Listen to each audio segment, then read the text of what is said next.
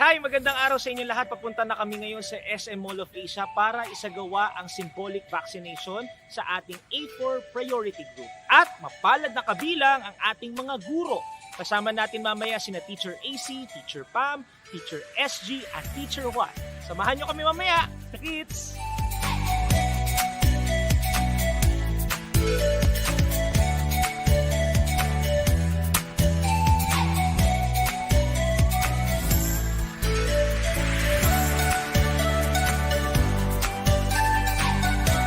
Nandito tayo ngayon sa Mall of Asia Food Hall para isagawa ang unang step sa ating vaccination program, which is registration at pre-screening. Sino nga ba ang makikinabang sa ating vaccination program? Nabanggit ko na kanina ang A4 group. Kabilang dito ang economic frontliners, ang ating government workers, at lalong-lalo na gurus ito, kabilang din dito ang ating mga kaguro. Mahalaga ang prosesong ito para malaman ang kalagayan ng mga babakunahan bago nila matanggap ang mismong vaccination. Bibigyan din sila ng mga pamphlet na magsisilbing gabay nila sa buong proseso ng bakuna. Gayon din, makatatanggap sila ng vaccination card na magsisilbing monitoring nila sa schedule ng kanilang second job ng kanilang vaccination. At higit sa lahat, ito ang magiging proof na sila ay sertipikadong bakuna.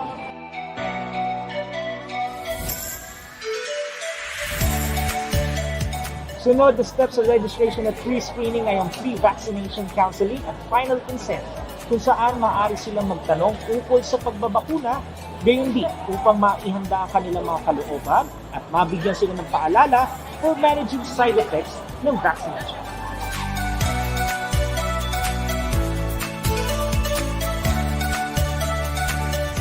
Dito naman gaganapin ang mismong pagbabakuna sa Mall of Asia Central Atrium bilang bahagi ng ating vaccination res bakuna para sa A4 priority list.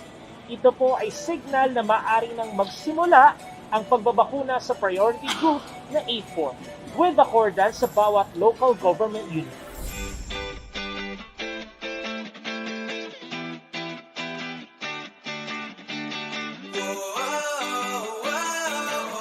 At ang last step para sa ating vaccination process, walang iba kundi ang post-vaccination monitoring na tatagal ng 15 minuto.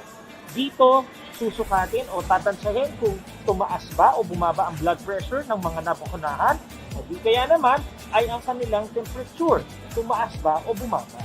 Kung mayroon mang mga adverse o side effects ay agad itong lalapatan ng paunang lunas.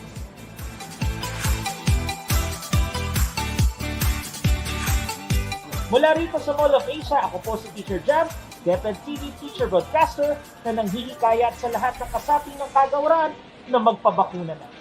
Back to school, ligtas na bakuna para sa balik eskwela.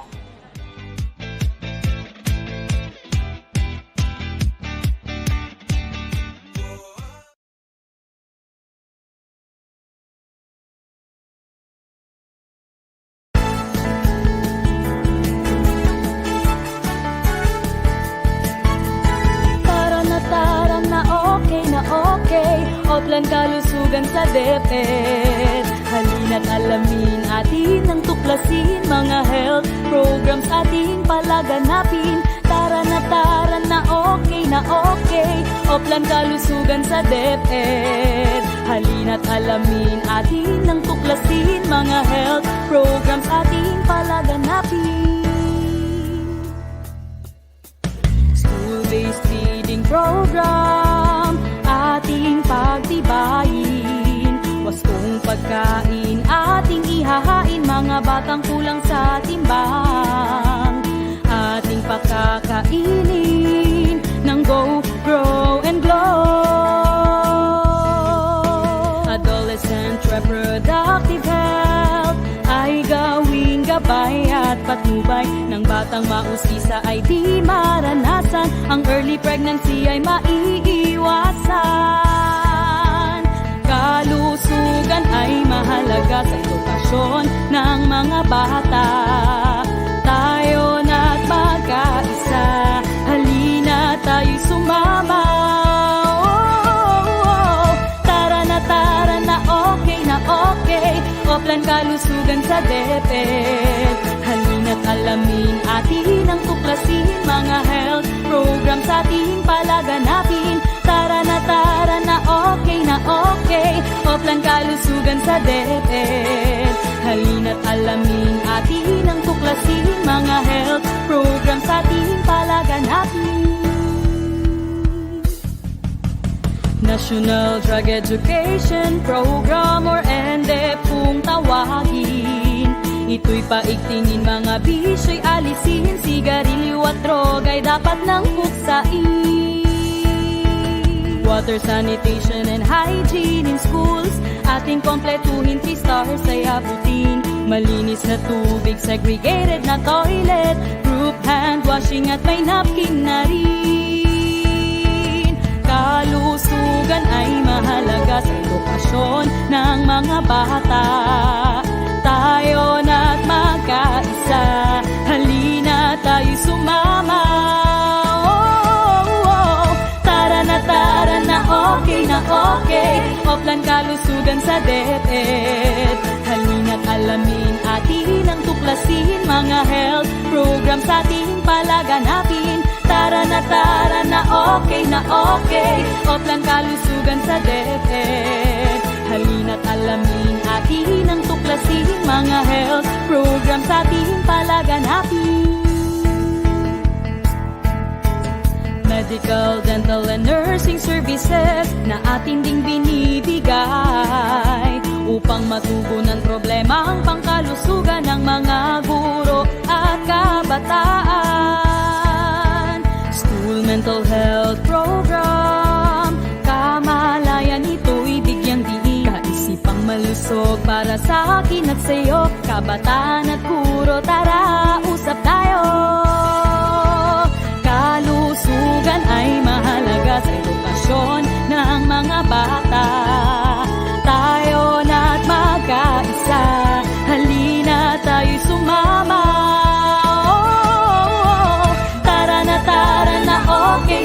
okay, oplan kalusugan sa DepEd. Halina't alamin atin ang tuklasin, mga health programs ating palaganapin. Tara na, okay, oplan kalusugan sa DepEd. Halina't alamin atin ang tuklasin, mga health programs ating palaganapin. Tara na, okay, oplan kalusugan sa DepEd. Halina't alamin atin ang tuklasin, mga health programs ating palaganapin. Okay talaga sa DepEd. Okay talaga sa DepEd.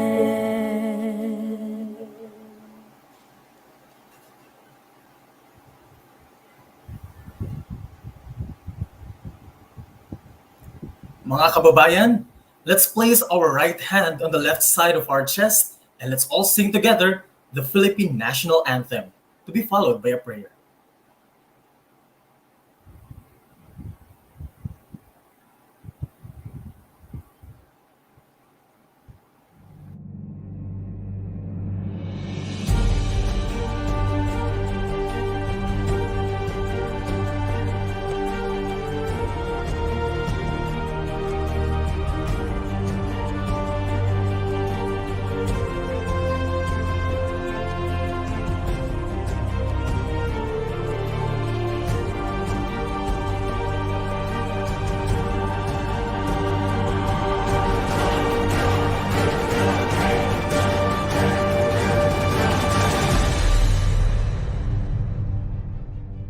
Mga kababayan, ang pambansang awit ng Pilipinas.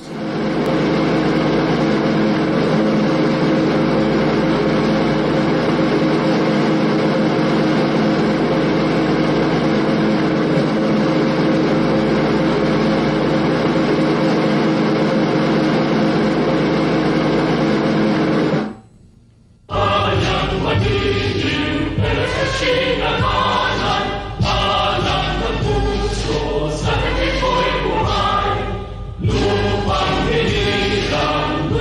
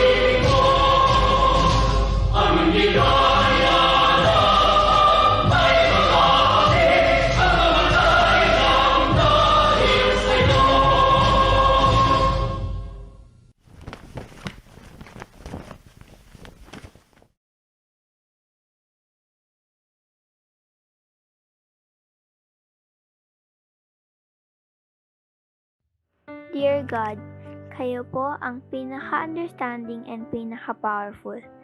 Kami po ay nagpapasalamat sa buhay pong binigay niyo po sa amin. Ngayon po ay nagsasama-sama ang mga taong different ang religions. Pero po sincerely po kami nagdadasal upang kami po ay maging united para makuha po namin ang aming goal. Gawin mo po kaming instrument ng love, light, and peace. Gabayan niyo po kami para po masundan namin ang inyong daan sa isang peaceful community at maging source ng happiness and hope sa isa't isa. Wish ko lang po maging nice ang place na ito sa lahat ng tao. Sa inyong kalooban at paggabay, sana po maging tulong ang activity na ito para mag-benefit ng marami. Gawin mo pong ligtas at malayo sa anumang sakit ang bawat isa sa amin. Kasi po scary po ang pandemic. Marami pong salamat, God, at mahal po namin kayo. Amen.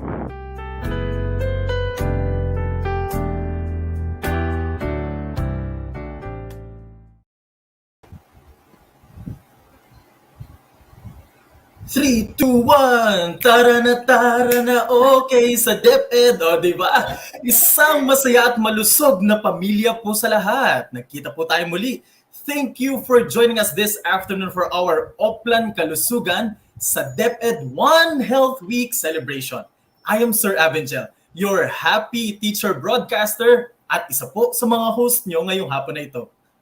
So it's great to be with you today, Teacher Avangel, and I am Ivy, mas malusog na version this year, your co-host from the Bureau of Learner Support Services School Health Division. So happy One Health Week po sa lahat.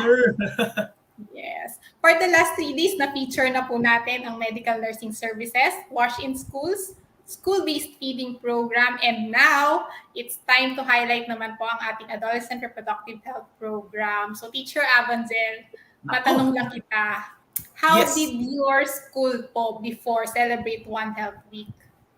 Naku, nung bago pa ang pandemic, naalala ko, Miss Ivy, no, na talagang nagkakaroon kami ng mga contest, meron tayong mga short film, ang mga bata din ay nag-engage into different activities na talaga makakatulong sa kanilang health.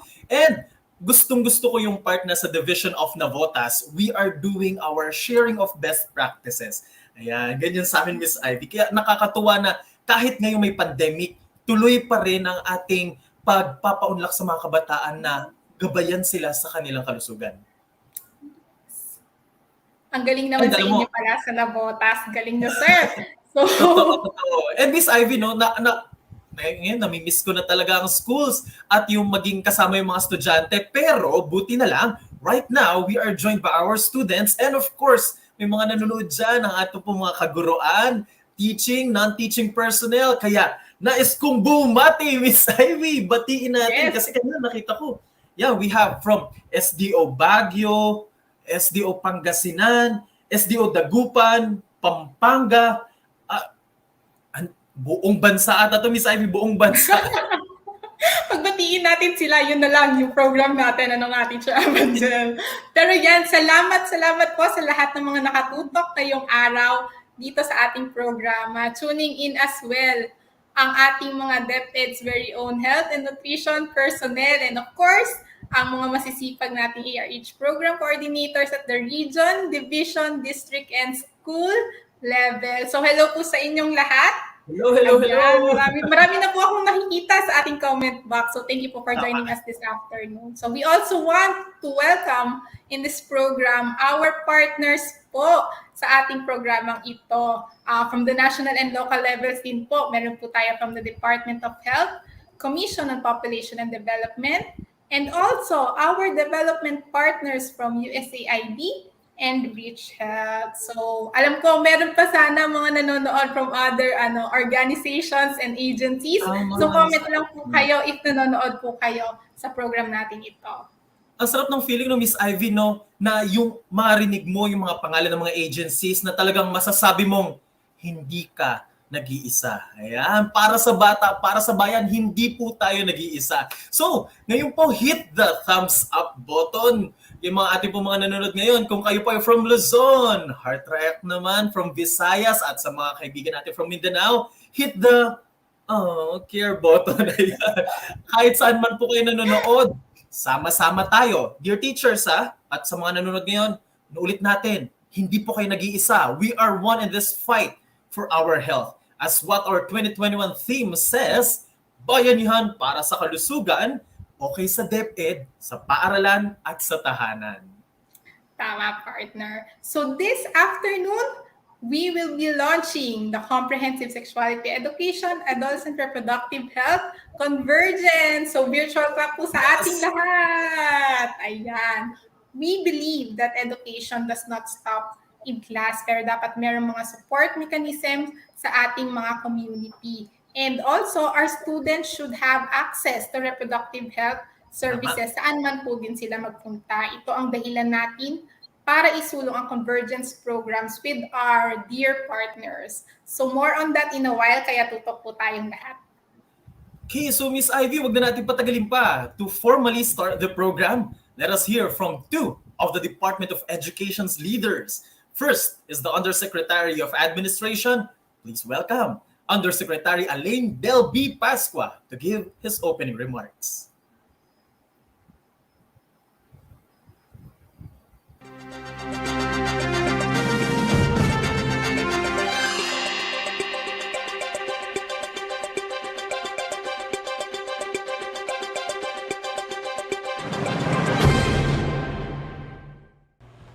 Isang magandang araw sa inyong lahat. 3 taon na nang simula ng kagawaran ang Oplan Kalusugan sa DepEd o OK sa DepEd na pinagtitibay ang implementation ng ating mga programang pangkalusugan sa tulong ng mga pampubliko at mga pribadong organisasyon tulad ng Department of Health, Commission on Population and Development at ang USAID. Tayo ay patuloy na nagkakaisa lalo na sa panahon ng pandemya upang matugunan ang pangangailangang pangkalusugan ng ating mga mag-aaral. Isa sa mga programa sa ilalim ng OK sa DepEd ang Adolescent Reproductive Health o ARH na siyang focus natin ngayong ika-4 na araw ng ating One Health Week. Sa ARH, tinatalakay natin kung paano tayo makakatulong sa pagresolba sa ilan sa mga suliranin ng ating bansa. Teenage pregnancy, pagtaas ng bilang ng may HIV at saka AIDS, at ang pangkalatang kalusugan ng ating mga kabataan. Ditong mga nakaraang taon, aktibo tayo sa advokasya at pagpapalaganap ng tamang impormasyon ukol sa mga ito. May mga mental health programs din na ginagawa ang kagawaran para sa ating mga mag-aaral, kasama na ang patuloy na pagpapalakas sa ating guidance and counseling services upang matugunan ang mga isyong ito na kinakaharap ng ating mga kabataan. Ang pangangalaga sa ating mga mag-aaral ay hindi natatapos lamang sa pagbibigay sa kanila ng mga aralin sa mga libro. Nais nating gamitin nila ang kanilang mga natututunan sa kanilang pang-araw-araw na buhay. Nais natin na bigyan sila ng kapangyarihan upang makapagdesisyon ng tama para sa kanilang reproductive health at sa kanilang hinaharap sa pamamagitan ng pagbibigay sa kanila ng kaukulang impormasyon. Pinapalakas natin ang ating curriculum and instruction para sa mga usaping ito sa pamamagitan ng Comprehensive Sexuality Education or CSE. Ngunit bukod pa rito, sinisikap din nating mabigyan ang ating mga mag-aaral ng mas madaling access sa mga health service providers sa kanilang komunidad. Ang holistic approach na ito, ang CSE at ARH Convergence, ay inilulunsad natin ngayong araw na ito. Katulad ng ating tema para sa One Health Week, bayanihan para sa kalusugan, okay sa DepEd, sa paaralan at sa tahanan, talakayin natin kung paano tayo patuloy na magkakapit kamay sa pagtataguyod ng reproductive and holistic health ng ating mga mag-aaral ngayon darating na school year at sa marami pang taong darating. Salamat sa pagiging bahagi ng One Health Week at okay sa DepEd para sa malusog at masayang pamilyang Pilipino. Para sa inyo lahat, mabuhay po kayo, mabuhay po tayong lahat.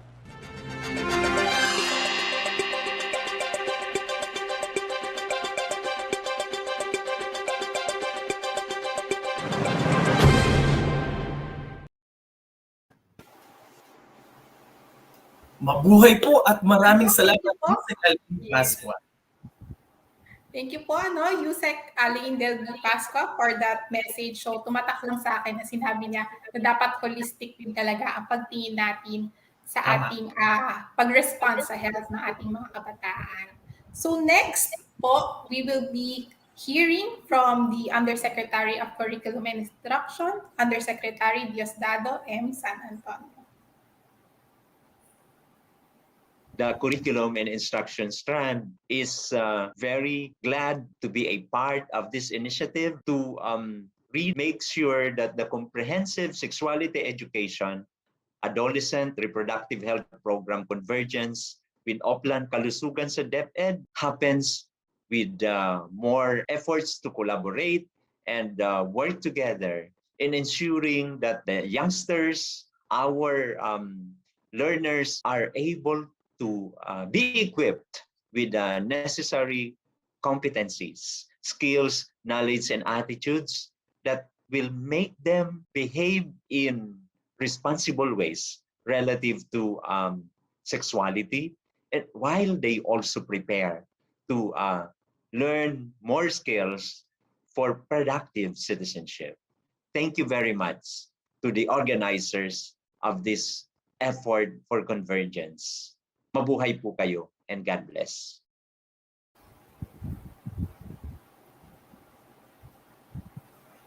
Mabuhay din po and God bless po, Yusek Diosdado San Antonio. Alam mo partner, we would like to thank these Undersecretaries of Education for working tirelessly during this time of pandemic. And of course, sa ating pong Mother of the Department of Education, Secretary Leonor Magtolis-Briones, for continuously fighting for education despite the difficulties ng ating situation na kinakaharap ngayon. Kaya sabi nga po ng ating Mother in Education, tuloy ang edukasyon. Right, partner? Yes, tuloy na tuloy. Madaming challenges but we are happy and glad na talagang nagpupursige po ang ating mga frontliners in education in giving quality services for our learners po. And aside from that, hindi lang sa education lang talaga sila nakatutok, pero ina-address din nila ang priority issues ng mga kabataan ngayon, katulad nga nitong teenage pregnancy at HIV and AIDS. So naalala ko noong 2018, halos sabay inilabas nga yung department order para sa Oplan Kalusugan sa DepEd under the administration strand at ang comprehensive sexuality education under naman sa curriculum and instruction strand. At ngayon nga, pinagtitibay natin yung dalawang major programs of the department.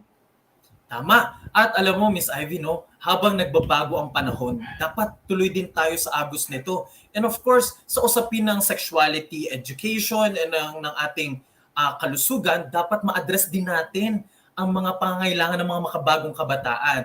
Siguro marami nagtatanong, bakit nga ba kailangan natin ng CSE-ARH Convergence? Oops, hindi po to internet. For that, the Commission on Population and Development prepared a video for a Philippine situationer on adolescent reproductive health. And to explain also yung EO 141 or yung Executive Order 141 which is bagong-bagong labas lang from the Office of the President. We are honored to have Executive Director of the Commission of Population and Development, Undersecretary Juan Antonio Perez III.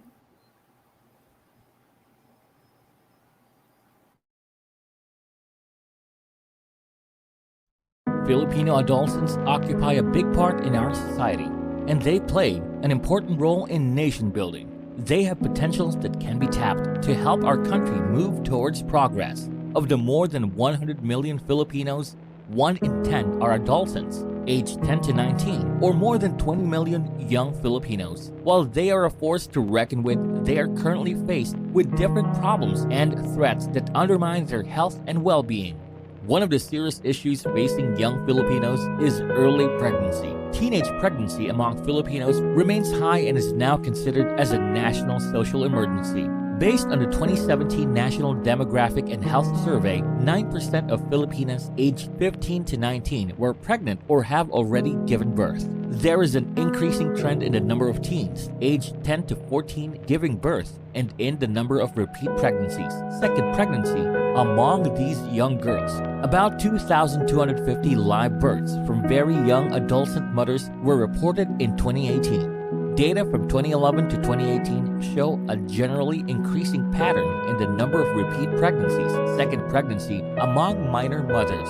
These alarming data places the Philippines at one of the top spots of countries with the highest rate of teen pregnancy in Southeast Asia. The increasing incidence of adolescent pregnancy in the country is primarily caused by increasing exposure to sexual risk behaviors. Natakot kasi yung pag-aaral ko. Mas natakot ako syempre kung ano sasabihin ng papa ko o kaya ng mga ibang tao sa akin.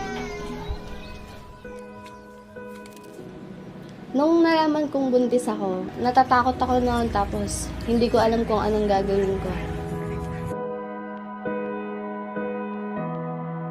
Gusto ko lang sabihin na sorry kasi yung time na pinanghinaan ako ng loob.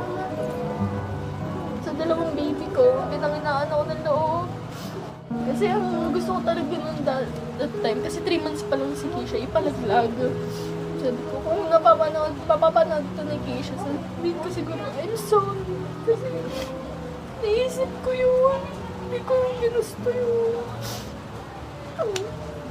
Sana maging mabuting anak at saka mabuti silang bata paglaki.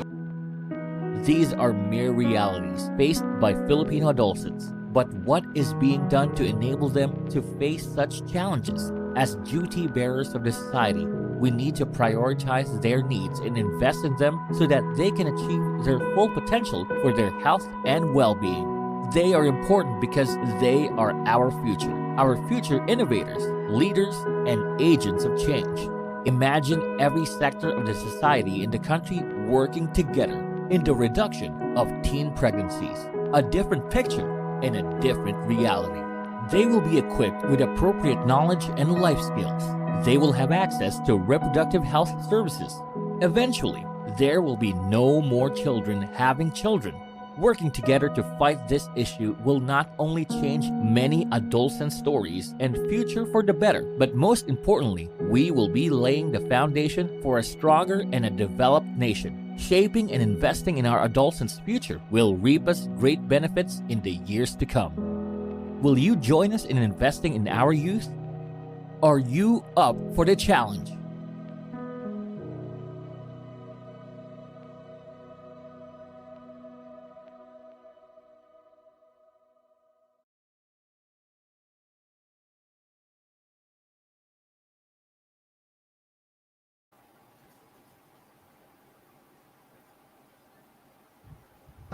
Healthy Pilipinas. Maupay nga kulop. Mayong hapon kaninyong tanan. Thank you for allowing Popcom to join you in this meeting. And today, this afternoon, I will discuss Executive Order 141, recently issued by the President, actually 2 months ago, almost a little over 2 months ago, at the end of June 2021. EO 141 adopts as a national priority the implementation of measures to address the root causes of a rising number of teenage pregnancies. So it's very important for us to keep in mind that this is really directed to national and local government agencies to come together and address this increasing number of teen and very young adolescent pregnancies in the country. Legally, this executive order is aligned with Republic Act 10354, or the Responsible Parenthood and Reproductive Health Act of 2012. And it is also aligned with the Philippine Development Plan and its updated version, particularly the updated version of the Philippine Development Plan from 2020 to 2022. It's also in line with the Philippine Youth Development Plan 2017 to 2022. It's also important for us to recognize why adolescent pregnancy today in the country is a national priority. And when you talk about number of births among adolescents, we are looking at two age groups, yung 10 to 14 and 15 to 19. We note that in the same time periods, the births among adolescents 15 to 19 have gradually started to come down. But this was only because POPCOM and other agencies have started to campaign for the recognition of teen pregnancy as a national social emergency. This has led to a decline, a slight decline, but we all recognize that is not enough when we're looking at 178,000 live births among 15 to 19-year-olds in 1 year. On the other hand, among the very young adolescents, we have seen a continuing climb for the last 4 years, from 2016, from 1,903 to 2,411. So today we are looking at 7 live births among children 10 to 14 years old being born every day in 2019, with the number at 2,411, which is triple the number it was from 10 years before. A study from the UP Population Institute and the UN Population Fund, UNFPA Philippines, showed that the number of unintended pregnancies among 15 to 19-year-old women is expected to go up because of the continuing quarantines due to COVID. Last year, it was estimated that the increase with community quarantine would be at around 21.04%. This year, as we are seeing more cases and even more longer periods for quarantine, we expect the same situation will also hold. So 2 years in a row, we expect to see increases in unintended pregnancies among adolescents. And it has been pointed out by the UP Population Institute that this is more likely to happen if the adolescent is living in with a partner, and if services are not provided to these adolescent mothers, the likelihood of a second, third, or fourth pregnancy is very possible, and they may be the ones who will be contributing to the 20% increase. So among adolescent mothers, there is this possibility of increasing numbers of unintended pregnancies. To address this, the Executive Order 141 aims to achieve in this country well-informed, empowered, healthy, and responsible adolescents. There are 20+ million adolescents in the country at this time. And this is really the number of our target population, when we talk about addressing teen pregnancy among adolescents, because any one of them could be pregnant with an unplanned pregnancy.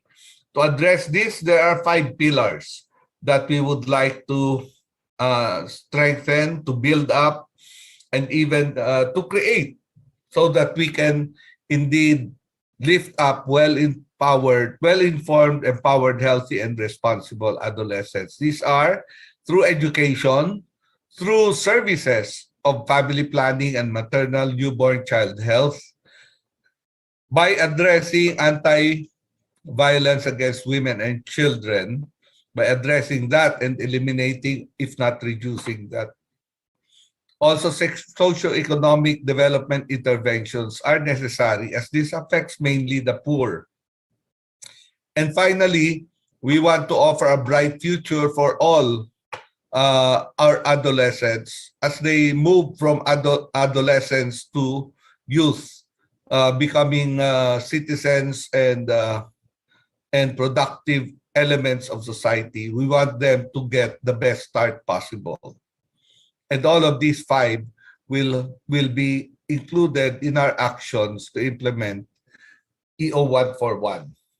So a more detailed strategic framework would include, at the very end, as I said, the impact is improved well-being and empowerment.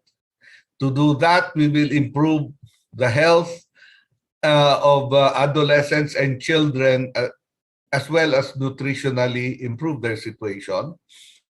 Improve education and skills training, increase employment productivity and lifetime earnings, and increased investment for self and child development. The outcomes that will support that impact will be reduced number of teen pregnancies from the outset, a smaller number of teenage pregnancies. We are seeing 178,000 now. That could be reduced to at least 50%. Also, reducing the number of repeat pregnancies among adolescent mothers so that they are no longer a problem.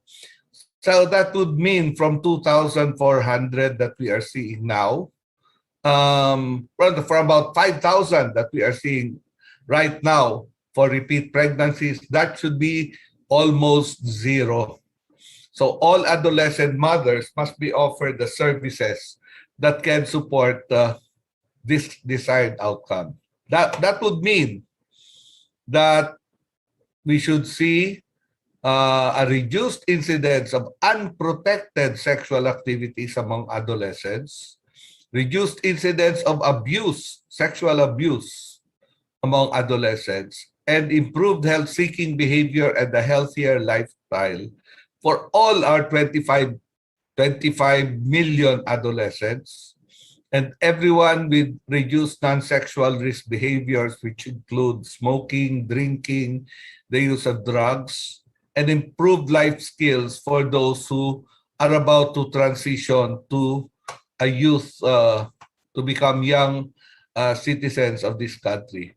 Our strategy specifically will involve comprehensive sexuality education, which is already being done by DepEd through the Bureau of Curriculum Development, and access to reproductive health information and services, family planning, maternal newborn child health, child adolescent health and nutrition.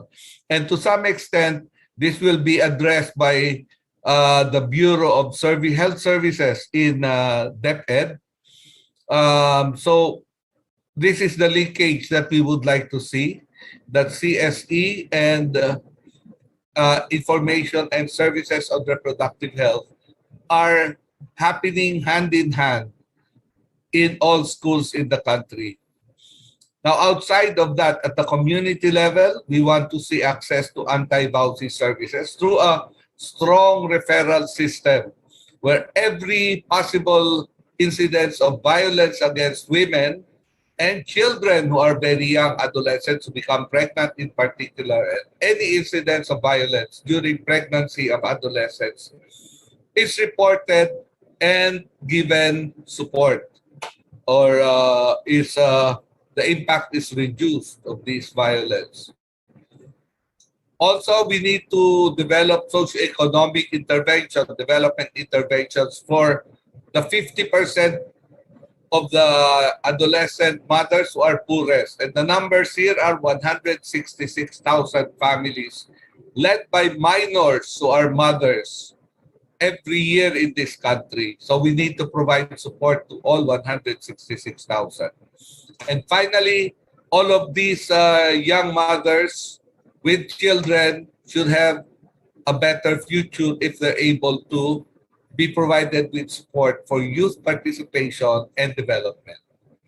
So these prevention and social protection strategies will be implemented by different government agencies and coordinated by a secretariat headed by the Human Development Poverty Reduction Cluster, where the NAPC, National Anti-Poverty Commission, National Youth Commission, Center for the Council for the Welfare of Children, and the Commission on Population and Development will be the key agencies coordinating policies, planning and budgeting, capacity building, communication promotion strategies, and service provision. And for this, we need good leadership and governance across all local governments and institutions involved in this project, in this work. Good data information and in the knowledge management of the situation as it is happening in the field.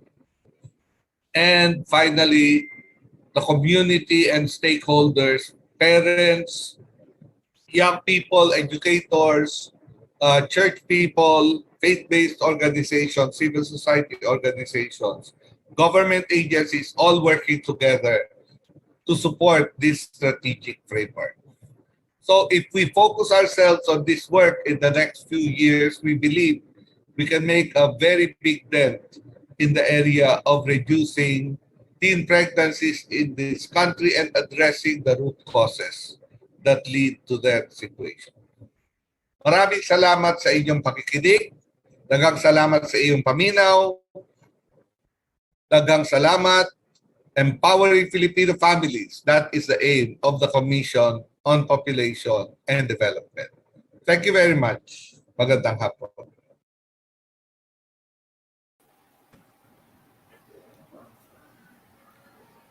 Thank you, USEC-GP, for a brief but clear explanation of EO 141. So gusto ko rin yung motto ng POPCOM, Empowering Filipino Families.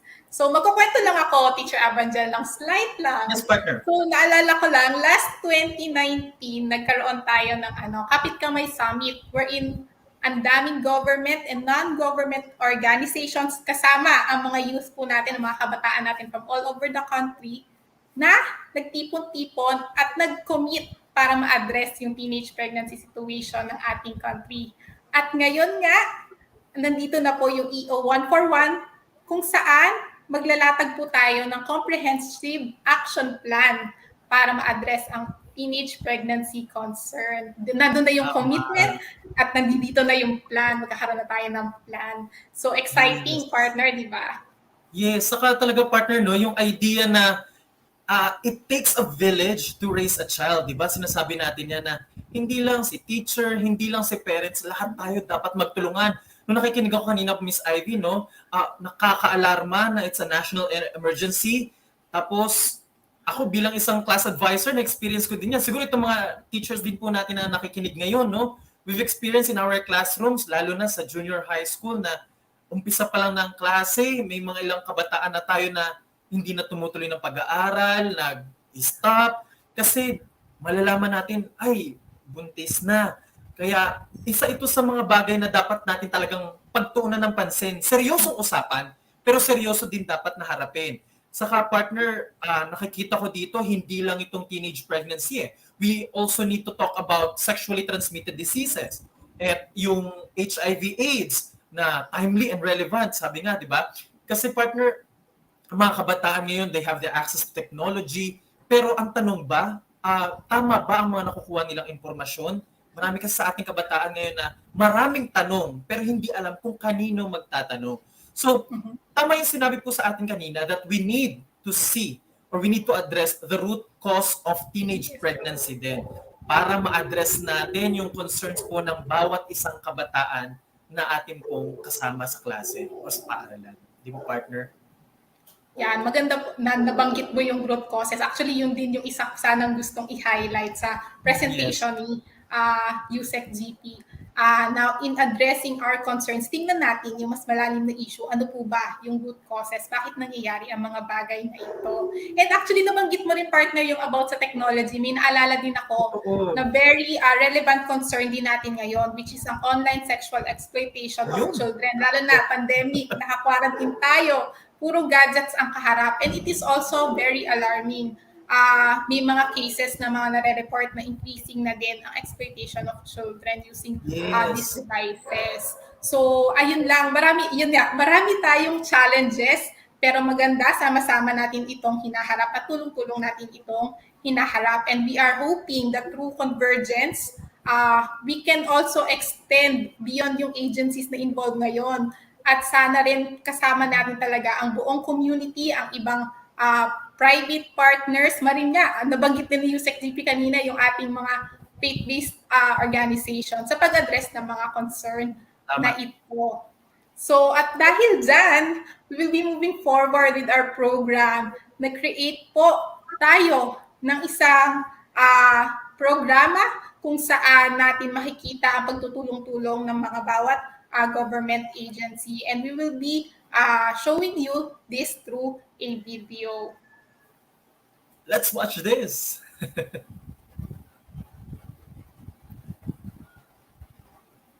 Sino kaya ang pwede kong lapitan? Malaki na ako. I believe that it's my right to learn about these things. I choose to know more about my health. Pero parang di kasi sure si nanay sa sagot niya sa mga questions ko last time. At ang biro pa ni tatay. Naku, tigilan mo yan. Bata ka pa. Napag-usapan naman namin to sa klase. Sabi nila, wag munang mag-boyfriend o girlfriend. Pero in love na kasi ako eh. Mahirap din daw magkaanak habang bata pa. Kailangan din makaiwas sa sexually transmitted infections o STIs. Paano ko gagawin yun? Ang dami kong tanong. Saan kaya ako dapat pumunta? Paano kaya kung gusto kong malaman ang tungkol sa responsible sexual behavior? O kaya paano magpa-test kung meron kang STIs? Pwede na kayang mag-avail ang mga teens gaya ko ng contraceptives? Balita ko, kailangan ng parents' consent para doon. Saan at sino kaya ang mga tamang tao na pwede kong lapitan nang hindi ako ma-judge? Kailangan kasi namin tong malaman so we can make healthy choices for ourselves before it's too late. Ang cool siguro kung alam ni nanay at tatay at nila teachers kung saan kami pwedeng pumunta. Kung gusto naming makakuha ng ganong klase ng information and services. Sana all meron! Nag-gets ka namin, kaya nandito kami para suportahan ka. We are taking a step forward to understand and find ways to help you better. At sisimulan natin yan through the CSE-ARH Convergence. The CSE-ARH Convergence ensures appropriate health services for learners through strong referral links to adolescent-friendly health facilities. Nagtutulungan ng iba't ibang ahensya ng pamahalaan tulad ng Department of Education, Department of Health, Commission on Population and Development, pati na rin ang USAID, kasama ng ibang development partners para sa inyong kalusugan. Sinimulan ito sa 2019 Teenage Pregnancy Prevention Summit. Ang goal natin ay masigurong you can make informed and healthy choices to maximize your potential sa pamamagitan ng full implementation ng Comprehensive Sexuality Education or CSE. At sa pagiging available ng Adolescent Reproductive Health o ARH services sa mga eskwelahan na isa sa mga flagship program ng OK sa DepEd. Dahil pag may CSE, mahalagang nandyan ang ARH services. Dito, kapit kamay nating palalakasin ang kapasidad ng mga pamilya, eskwelahan, health facilities, local government units at ng buong komunidad na magbigay ng quality ARH information and medical services sa inyong mga teens. Tutulong akong iling tayong mga kabataan sa serbisyong kailangan natin. Magpupursige kaming i-empower kayong mga estudyante to make informed and healthy choices. Kami naman ay magbibigay ng appropriate medical services nang walang halong judgment at sure na may confidentiality. We will make sure that your rights are protected. At kami naman ay magiging bukas sa usapang ito para konektado tayo. Mayroon ng katuwang sila nanay at tatay at sila teachers, kaya masasagot na ang questions mo. Mas madali nang i-share ang mga bagay na ito sa tahanan, sa school at sa mga adolescent-friendly health facilities. Para may full access kayo sa serbisyong akma para sa inyo. Wow! Ang exciting! Malaking tulong to sa amin. Kaya samahan nyo kami so we can make the best choices for a healthier future.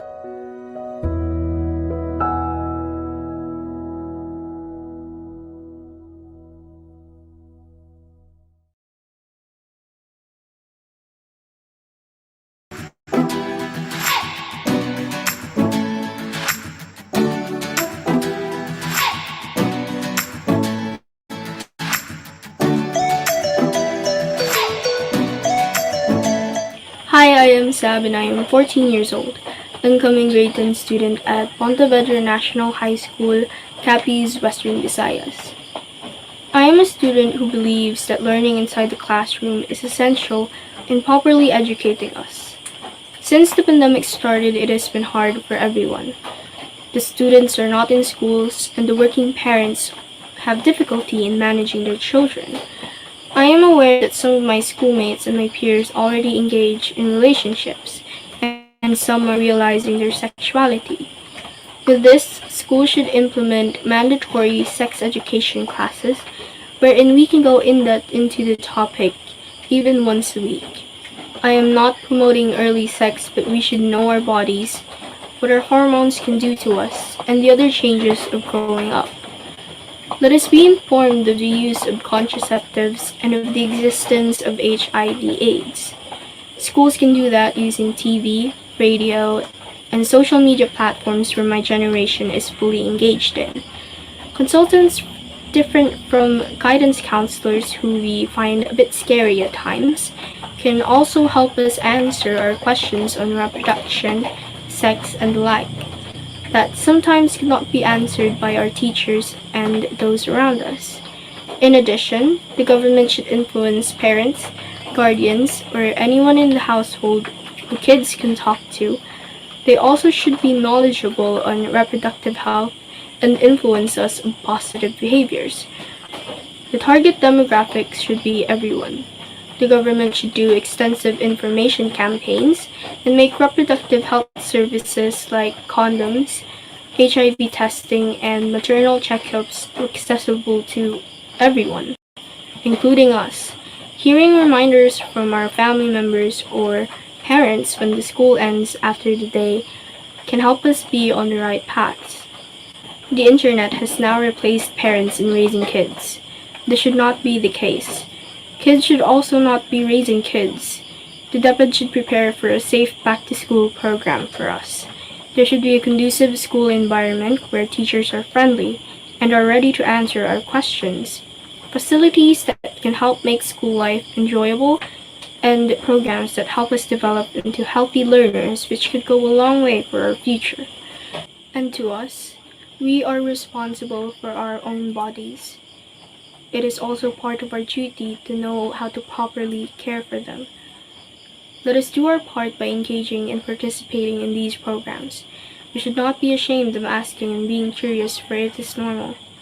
We can also share and talk about these topics with our peers. The more we all know, the better. Let us not treat sex as taboo.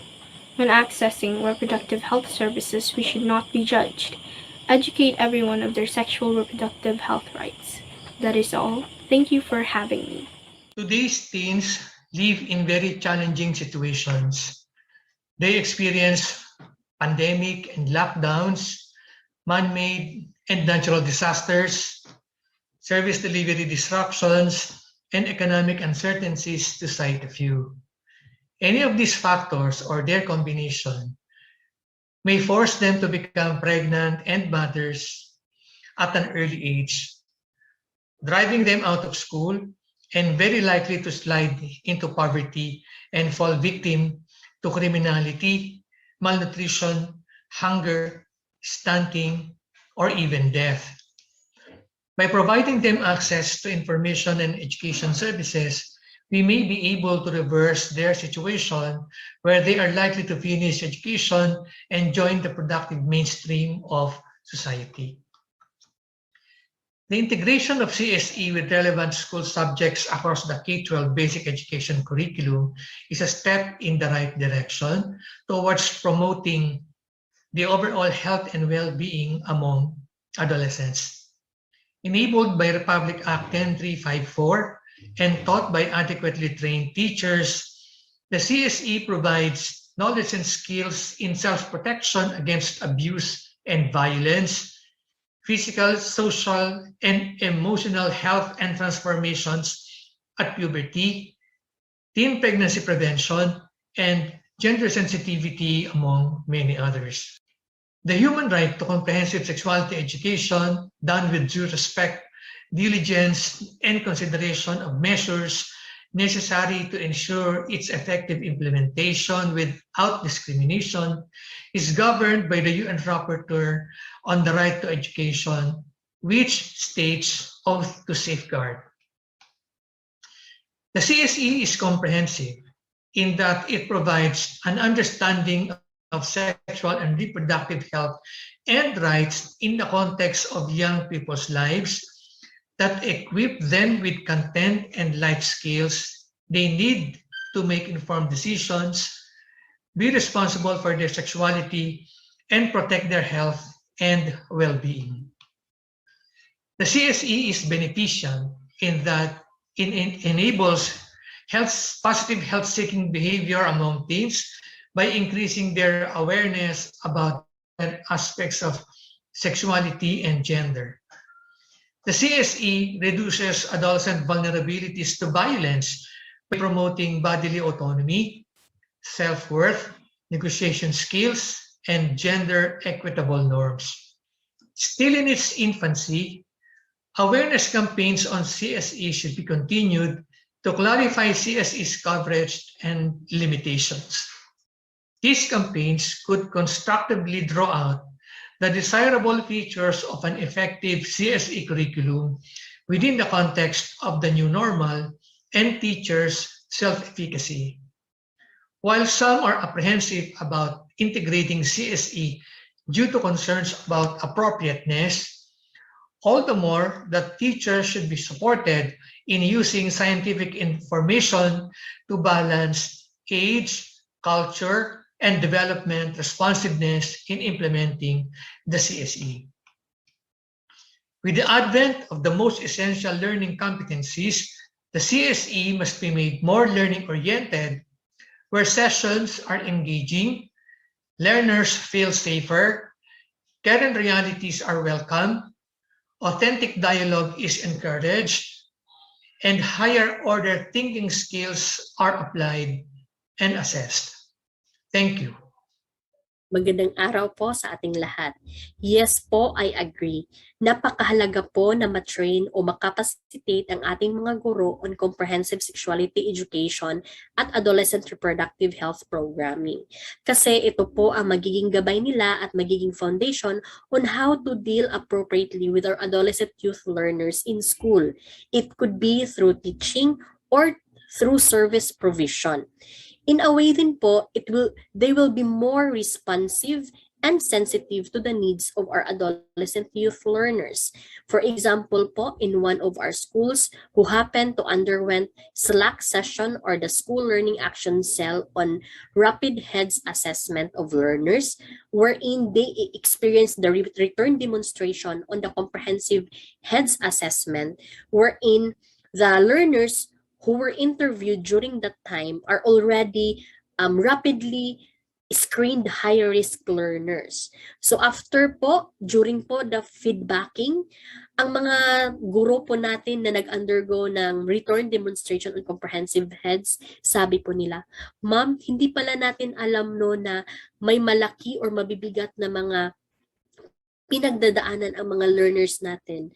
Most of the time, nakikita natin silang tumatawa lang, easy-go-lucky, parang walang problema, but most of them pala are on the verge of thinking of ending their lives, or minsan ang iba po ay gusto nang lumaya sa kanilang tahanan, or ang iba din ay parang mas gustong sumama sa mga boyfriend or girlfriend nila para umiwas sa mga mabibigat na situation in their homes. Through this activity din po, we receive feedbacks from our learners as well. So after a week daw, may maraming learners na nagsabi, wow, bumait si ma'am ah. So with these testimonies in schools, this manifests that there would be a positive effect and change on the teacher-learner relationship if our teachers are guided through capacitation trainings on how to deal with our teens, ensuring privacy and confidentiality in making the school adolescent youth friendly, and back up with the comprehensive sexuality education and adolescent reproductive health programming concepts. This will eventually increase our learners' utilization of quality adolescent reproductive health information and services, since they will feel that they are safe and secured in the school, knowing that their teachers and other school providers are approachable, open-minded, knowledgeable, and responsive to their needs. This will also increase the school providers' confidence in referring our adolescent youth learners who will need further RPRH services or management while ensuring the privacy and confidentiality of the case, which will also boost our AY learners' trust on our program. According to Franklin Roosevelt, we cannot always build the future for our youth, but we can build our youth for the future by making sure first that our school providers are equipped with the necessary knowledge, skills, and attitude in dealing with our adolescent youth learners in schools. We know we can make our schools adolescent youth friendly, where learners can fully optimize the best life opportunities and they can really realize their full potentials that will enable them to be ready for the future and be a great contributor in building our nation. Good day. This is Dr. Rachel Dilia of Cagayan de Oro City Health Office. At the same time, the chairperson for ISDN, or the Information and Service Delivery Network of this city. The Department of Education has been an active member of ISDN, and through this network, we are sharing services and information among the members of the network. And through this network also, we have helped establish teen centers in high school campuses in the city. The Department of Education has helped through their program, the Comprehensive Sexuality Education and Reproductive Health, on Adolescent Reproductive Health, equipping our young girls and boys, our adolescent girls and boys, the right information so that they would have, they will be more responsible in their actions. And through lowering the teenage pregnancy, this will also help this adolescent finish their studies and hopefully proceed to college and may have a high probability on landing on a good paying job. So at the same time, this will also cut the poverty cycle. So keeping the young girls and boys in school and making sure to equip them for the future and let them finish their studies, and then so that later on they could find a good paying job. So our quest to lower the teenage pregnancy with the help of the Department of Education through the program on comprehensive sexuality, education, and adolescent reproductive health will really give us a hope that our adolescents would really grow to be an asset to the society. Good day.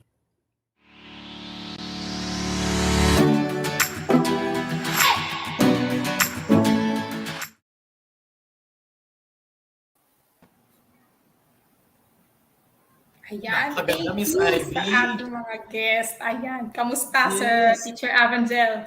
Ako, Miss Ivy, habang nakikinig ako, no, ang dami ko naaalala nung teacher pa ako, nung teacher tayo na naalala ko yung mga batang lumalapit sa'yo, yung mga nagtatanong, yung mga troubles nila, lalo na pag-usaping pag-ibig, Miss Ivy. Damang-dama ko, Teacher Avangel, yung inyong gustong pagtulong sa ating mga sa inyong mga students po. Yun nga ang dami pong magandang nasabi ng ating mga guests from different organization and agency. Pero gusto kong balikan yung sinabi ni Sab. Ang galing lang ng mga points na na-erase kasi ni Sab, yung pong ating student po kanina na nagsalita from Capi. So, hello, Sab. So, gusto ko lang din i-highlight yung sinabi niya na let us not treat sex as a taboo topic. Yes. So, sila mismo, mga kabataan na mismo yung nagsasabi na we want to know what is about sexuality, what is about reproductive health. So, ayun po. Wag po tayong mahiya na pag-usapan ito. Yun. Teacher Avangel, so alam ko, meron ka pa rin mga stories dyan na paglapit sa'yo ng mga students mo din, ano? Tama. Saka, alam mo, Miss Ivy, no, na talagang sa mga kabataan natin, isa sa mga nakikita natin dyan is yung paano ba nila nauunawaan yung usaping pag-ibig at yung relasyon.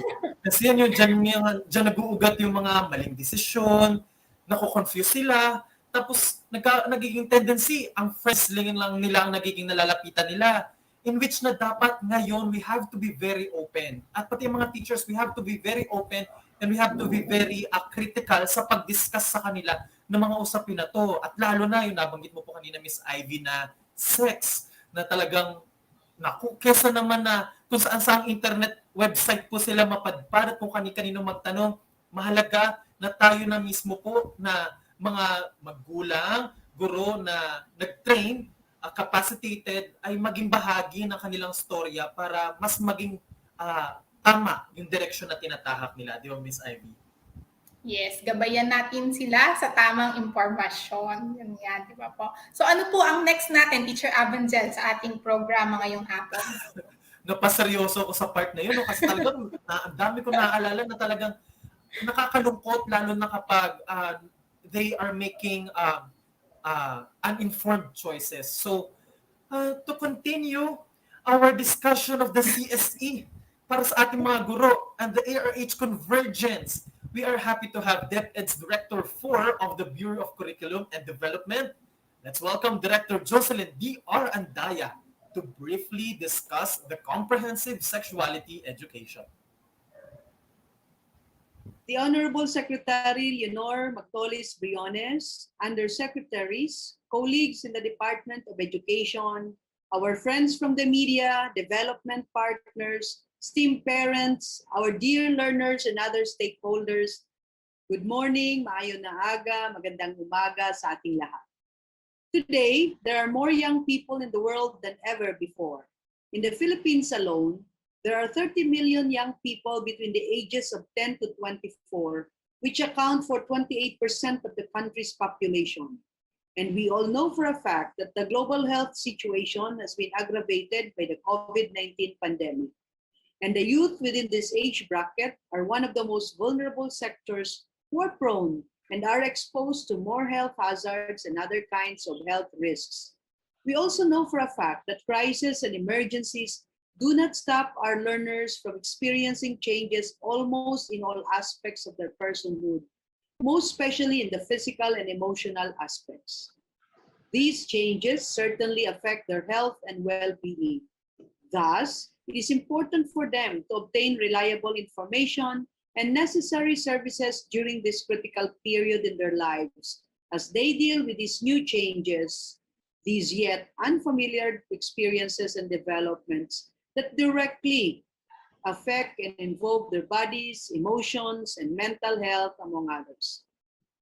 The DepEd, through the Bureau of Curriculum Development, recognizes that comprehensive sexuality education, ARH Convergence, is paramount to support the ideal and holistic development of our learners, which the Comprehensive Sexuality Education, or CSE program, seeks to address.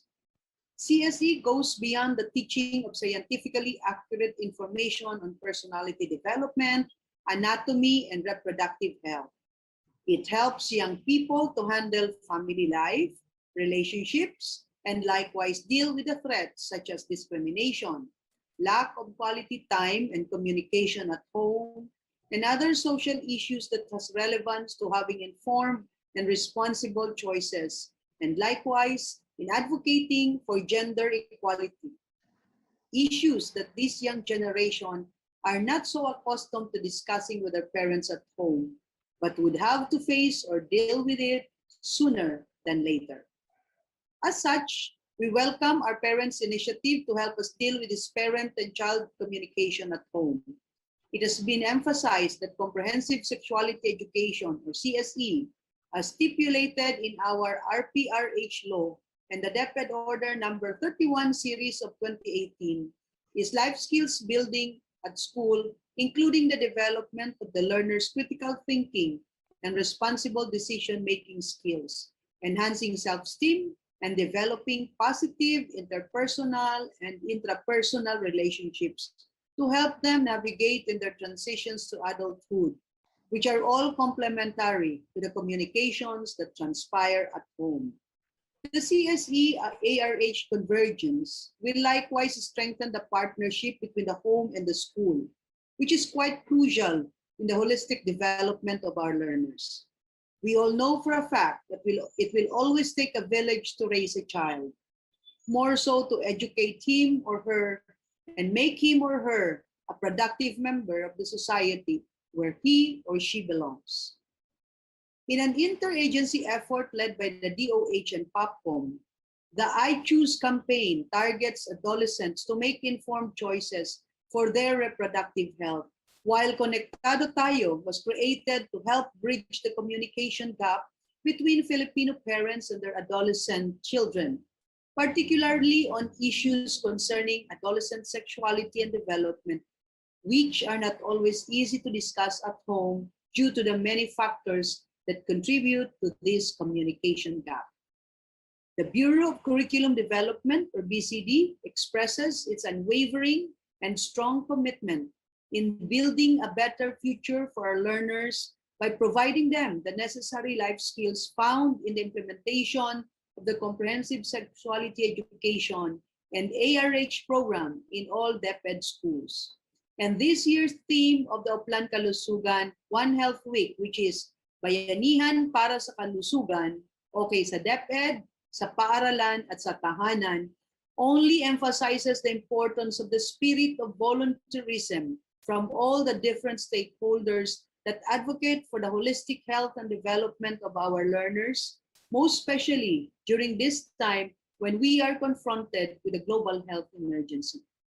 May we all continue to advocate for the holistic health and development of our learners as we all face together this global crisis that will surely reshape the future of education and the future of our learners.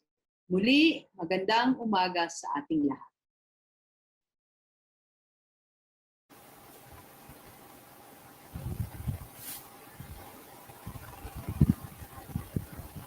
Thank you po, Director Jocelyn Andaya. So ang ating mga kasamahan po sa Bureau of Curriculum Development ay lagi talagang nagtatrabaho po para maipahatid ang comprehensive sexuality education sa buong schools at sa lahat ng estudyante, kinder, grade to 12. So mahaba naging proseso po ng CSE at ngayon po ay implement na po natin ito sa mga schools. Alam po, Teacher Abenzel, marami din kayo mga trainings related sa CSE at sa ARH. At ayun nga, actually madami talaga training sa mga teacher, di ba, Teacher Abenzel? Yes, Ivy, yes. Ayan. And to continue yung ating discussion sa ating CSE-ARH Convergence, we would also like to call on the Chief of School Health Division, Dr. Maria Corazon C. Dumblao, to present ano yung highlights ng ating DepEd ARH program. So lahat ng ito po ay galing din po sa ating masisipag na ARH coordinators. So let us watch Dr. Maria Corazon C. Dumblao.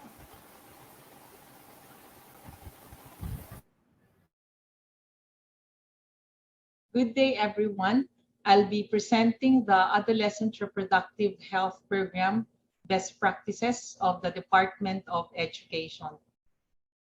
The Adolescent Reproductive Health Program is one of the 6 flagship programs under the Oplan Kalusugan sa DepEd for a supportive school environment, and it includes the provision of the following: counseling and psychosocial support services for reproductive health concerns, facilities for information on prevention of risky behaviors, prevention and diagnosis and proper management, treatment of sexually transmitted infections, and facilities for information and referral to service providers on all responsible parenthood and reproductive health concerns.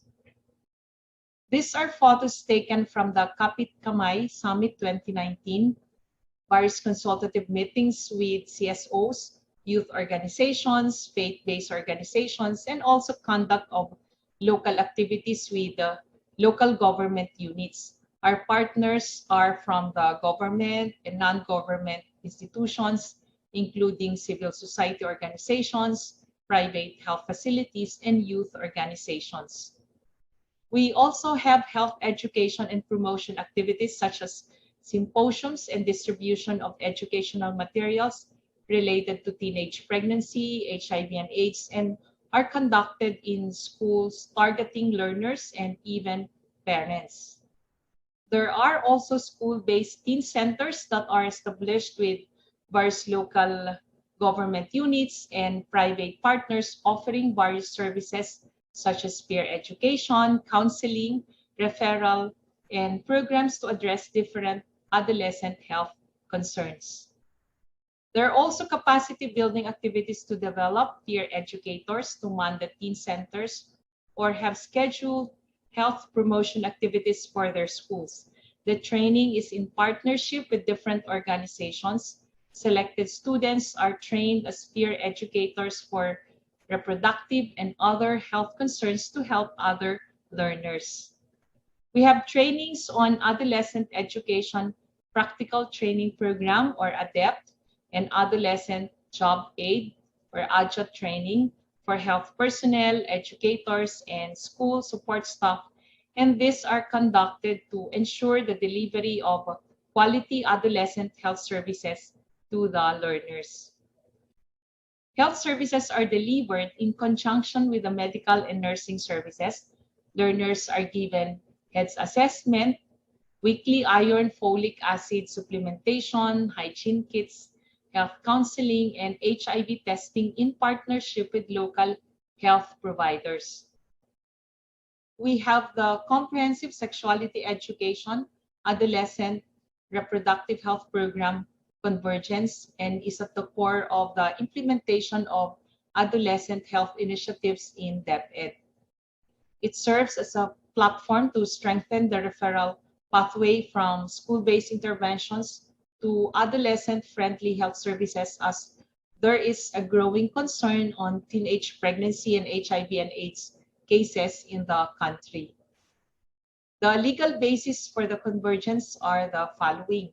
We have the United Nations Sustainable Development Goals, RA 10354, or the Responsible Parenthood and Reproductive Health Act of 2012, the Philippine Development Plan 2018-2022, and the Philippine Youth Development Plan, or the PYDP 2017 to 2022, and the DOH Administrative Order 2013-0013, National Policy and Strategic Framework on Adolescent Health and Development, and the DOH Administrative Order 2017-0012 Guidelines on the Adoption of Baseline Primary Health Care or the Adolescent Health Package for 10 to 19 years old. We also have DepEd Order number 28 series of 2018 Policy and Guidelines on Upland Kalusugan sa Department of Education, DepEd Order 31 series of 2018 Policy Guidelines on the Implementation of Comprehensive Sexuality Education, 2019 Declaration on Addressing the Education, Health, and Development Issues of Early Pregnancy, DOH Memorandum 341 Series of 2020, Interim Guidelines on Continuous Provision of Adolescent Health Services during COVID-19 Pandemic, DepEd OUA Memorandum 1028-0198, Advisory on the Implementation of the Medical Nursing Services and ARH for SY 2020-2021, and Executive Order 141 Series of 2021, adopting as a national priority the implementation of measures to address the root causes of the rising number of teenage pregnancies and mobilizing government agencies for the purpose. The CSE-ARH Convergence will strengthen the linkage of learners to adolescent reproductive health services, and through the network, it will reinforce CSE learning in families and communities, provide in-school services through the Teen Hub, school clinics, and guidance office. It will strengthen the referral system and offer protection and skills development opportunities, and it will also enhance the healthcare providers network and information delivery network. The components of the CSE and ARH Convergence include forging partnerships, tools and materials development, training and capacity building, delivery of quality services, monitoring, evaluation, and learning. The pilot areas for SY 2021-2022 are the selected secondary schools in targeted 8 regions with high incidence of teen pregnancy, schools with strong support of LGUs and line agencies, and the presence of other stakeholder groups, including availability and accessibility to quality services. The pilot program will be implemented this year with our ARH development partners such as USAID, POPCOM, DOH, and LGUs, and other local partners. Partnership plays a vital role in the implementation of ARH programs, and we would like to congratulate our partners for their continuing support to our programs. I would like to end by sharing the quote from Henry Ford: "Coming together is the beginning, keeping together is progress, working together is success." Thank you very much.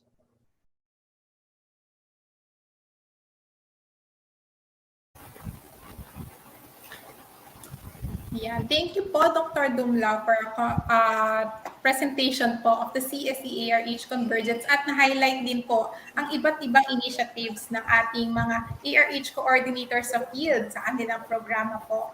So, anong masasabi mo, Teacher Avandel, ngayon na narinig mo na ano yung meat ng ating Convergence? Pero nakakatuwa itong Convergence na ito, na saka nakakataba ng puso, kasi mas maganda talagang malaman na ang ating mga learners ay may mapupuntahan outside, inside of the school, lalo kapag may mga concerns sila. Alam mo, Miss Ivy, naaalala ko tuloy yung mga eksena na minsan may mga estudyanteng lumalapit sa'yo na, "Sir, mahal ko po siya. Sir, bakit po ganon? Sir, iniwan niya ako. Sir, ayoko na po. Sir, confused ako."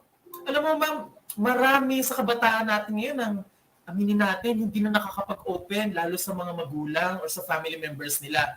At sa atin, na pangalawang magulang, it's definitely a challenge din how to handle this kind of situations. Kaya napakahalaga at maganda na that we have this CSE-ARH Convergence, Ms. Ivy. Yes. Thank you sa mga na-share mo, no, Teacher Abdel. Nai-imagine kita sa school habang kausap mo ang mga estudyante. Ayan, galing na artista. So hopefully may mga nanonood din sa atin ngayon, ng mga kabataan. At sabi nga din kanina, dapat huwag mahiyang magtanong. Ayan, lapit po tayo sa mga tamang tao para sa tamang impormasyon. So, Ulitin ka, Miss Ivy, no? Tamang tao. Yes. Okay. Ayan. So, thank you, Teacher Abadel, for highlighting that. Kasi yun nga, marami tayong mga friends, marami tayong pwedeng lapitan. But let us choose din kung sino yung ating tamang pagsasabihan ng ating mga nilalaman. Lalo na mga problemang puso. Ano nga, Teacher Abadel? Yes, dapat. So, ayan. And as a friend. Mm-hmm. And hopefully po, ang ating mga students ay nagpa-participate sa mga school-level activities na hatid po ng ating ARH coordinators po. At marami din sa community, no, Teacher Abangel, na nag-offer din ng mga ARH programs, activities. Ayun po. Speaking of community, Ms. Ivy, no, there are of course many health service providers outside school.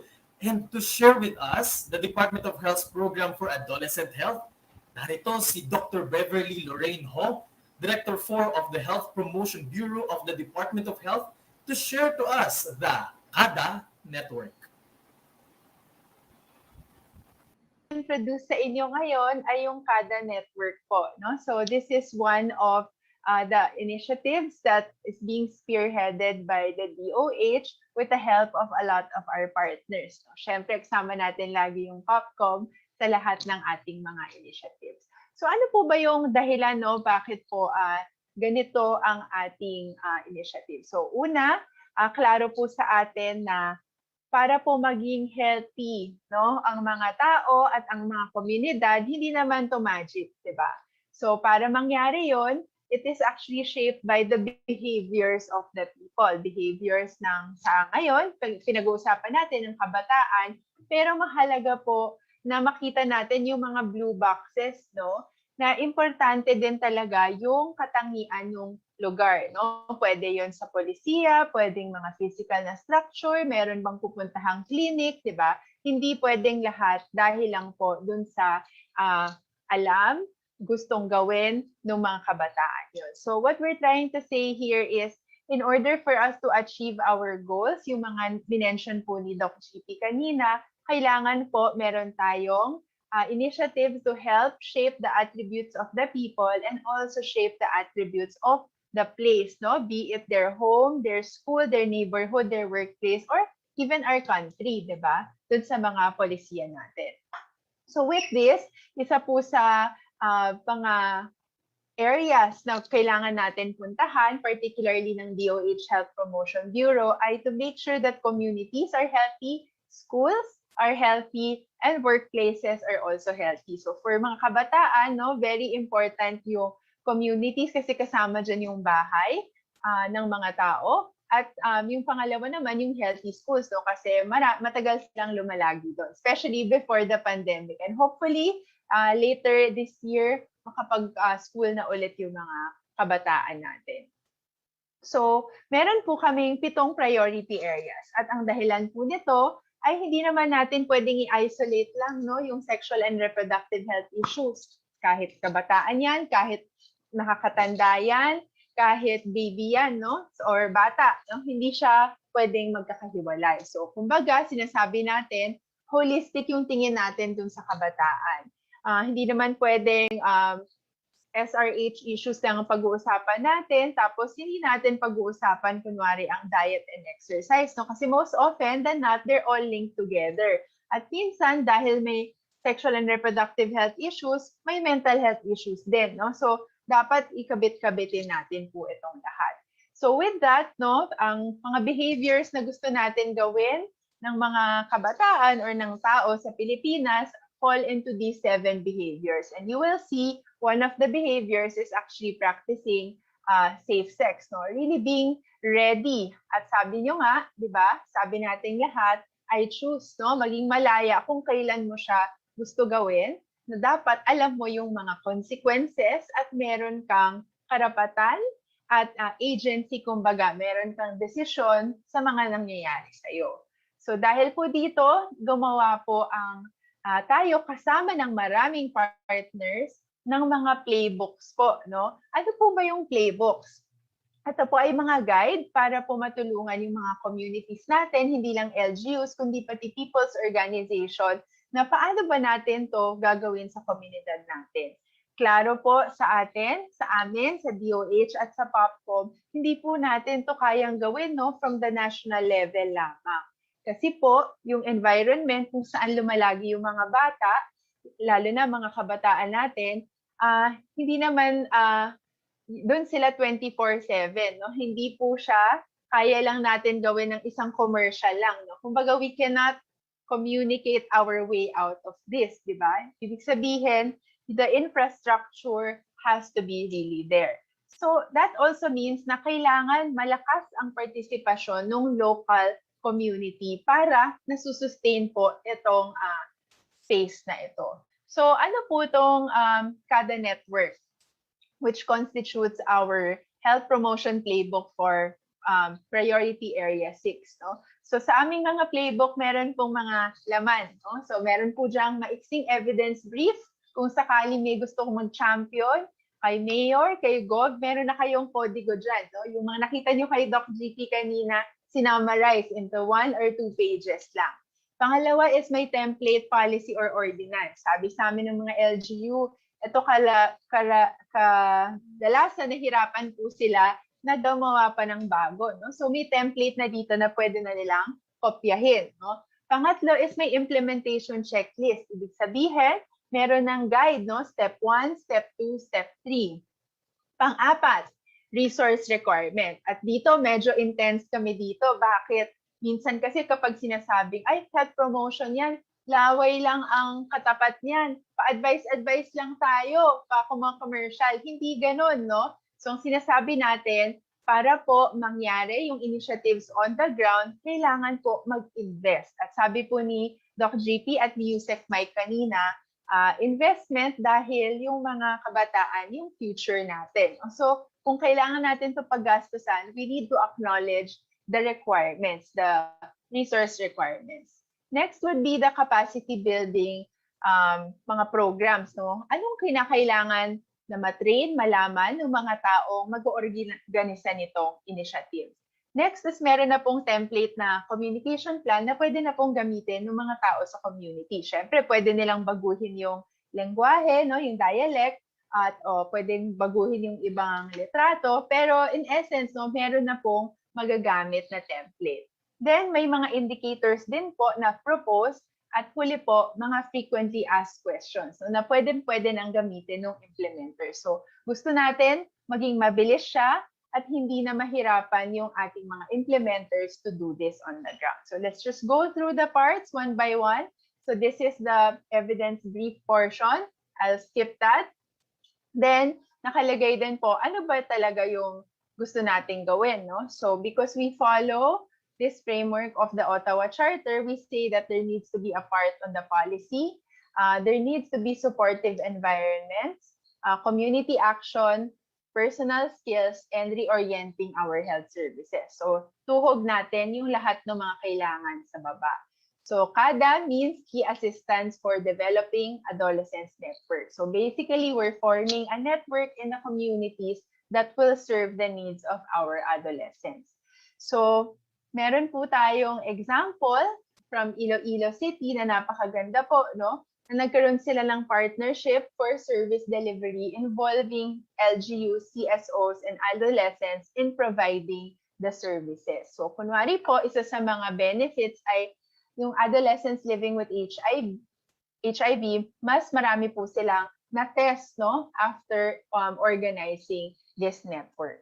So, yung gusto natin mangyari is mas ma-institutionalize pa ito, no? So, meron po tayong template, resolution, or ordinance as mentioned. Meron din pong mga specify na role ng ating local implementer. So, kita niyo po dito, no? So, the implementer, be it an LGU or be it a people's organization, needs to do the following. So, kita niyo, halo-halo siya. Merong iba nangyayari sa health facility, merong iba po nangyayari sa komunidad, no? Ibig sabihin, mga hindi health workers yung tumutulong sa pag-organize nito. So, meron din po tayong dalawang proposed na capacity building programs, no? Isa is medyo mas foundational yung course, ibig sabihin basics, no, ng adolescent healthcare. At yung pangalawa, yung health education and practical training. Paano ba kumausap, no, ng ating mga adolescents? So naglagay din po kami ng mga minimum investment sa kada network at meron pong M&E as what we have told you. No? So merong mga input and process indicators na nilagay para po makita lang din, okay, nagpo-progress ba tayo? And then syempre, eventually, as the initiative matures, then magiging ano po siya, no? Outcome indicators na. So, meron po mga sample communication materials na nakalagay. So, kita nyo, dito, yan yung mga part ng playbook. So, early this year, we started, no, dahil nagkaroon tayo ng mas, nag-start ng kakaunting mga resources na namigay tayo ng grants sa mga LGUs na nagtaas ng kamay at sinabing, yes, we want to do this, no? So, that's our team, si Doc Fonzie at si Dasha, pumunta po, no, sa Samar, who was interested to do it. Pero ang kakaiba sa kanila, meron na talaga silang ongoing initiative called Sirak Kabataan. No? So, in-integrate lang nila to kasi before, wala yung sexual and reproductive health component pa doon sa kanilang initiative. So, because of this, no, patuloy na, ino-operationalize po ito ng Samar and they have promised us to also give us inputs paano natin ma-enhance yung playbook bago pa to ipalaganap sa mas marami pang LGUs. So what's next for next year? First is to expand our grants for 2022 onwards. So next year, may mga communities, hopefully magtaas ng kamay pa to keep this initiative going. Second is to expand our initiatives towards schools, no? Focusing on DepEd's last mile schools. So, sabi ko nga kanina, hindi lang healthy communities but also healthy schools. And finally, to strengthen, no, our advocacy and people's participation. Kasi this cannot be done at the national level or even at the regional level or even, no, the mayor alone cannot do this. Ang talagang tatrabaho nito ay yung mga tao kung sino nagsispend ng karamihan ng time yung kabataan. So with that, sinasabi lang po namin na maraming salamat ulit sa inyong suporta at sana patuloy niyo pong i-champion, no, yung cause natin ngayon, which is malaya akong maging, no, for young people to be able to say, I choose. So with that po, maraming salamat. I end our presentation.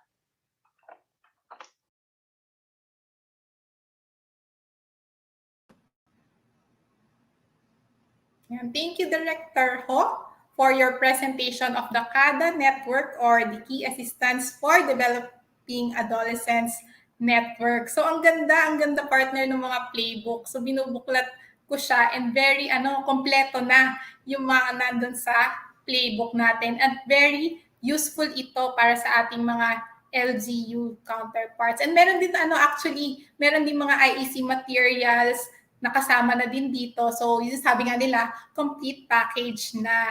And maraming topics na nagko-cover dito, hindi lang sexual and reproductive health. Meron din about mental health, meron din about nutrition, injury prevention. So, ang ganda ng playbook, ang galing din ng DOH.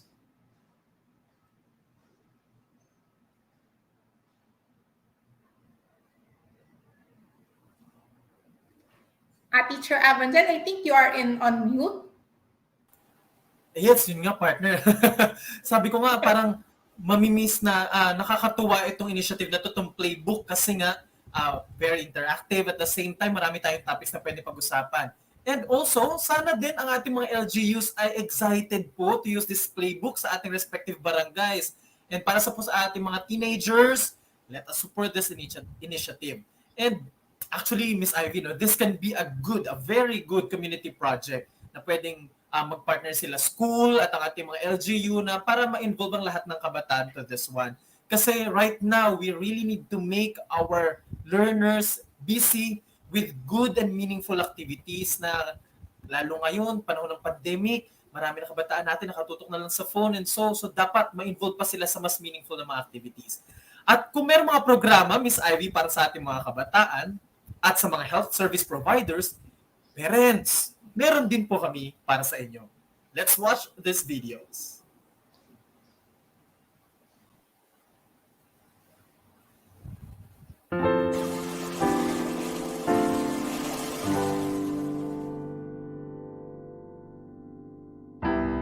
Buti na lang, hindi pa ngayon. Di pa namin kaya, di pa kami handa.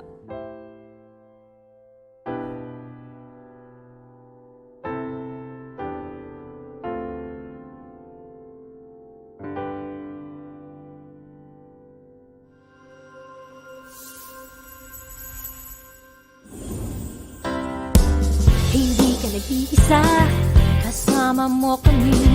Pagplano ng pamilya, ikaw ang mahalaga. Di ka dapat matakot, di ka dapat mangamba. Abutin ang gusto mo, kaya pumili na. Kaya pumili na. Pagplano ng pamilya, hawak ko sa iyong kamay. Kaya pumili na, pumili na.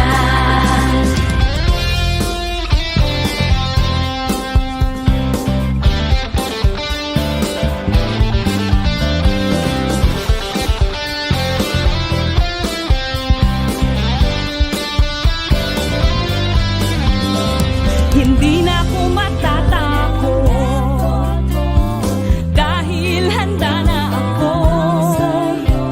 Hindi na ako kabado, anuman ang marating sa tulong ng family planning. Alam ko kaya ko dahil handa na ako. Kayang-kaya mong gawin lahat ng iyong hiling sa tulong ng family planning.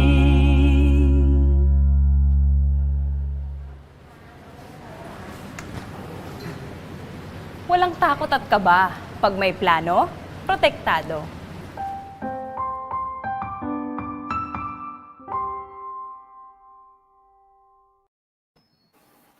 Dear parents, nakipagkumustahan ka na ba sa iyong anak sa araw na to? Maaring madalas natin silang kasama sa bahay, pero hindi natin sila nakakakwentuhan. I'm sure marami silang questions, lalo na sa kanilang pagdadalaga at pagbibinata. pero baka iniisip nating masyado pa silang bata para sa usaping ito, o kaya iniiwasan natin ang usaping love, sexuality, at relationships.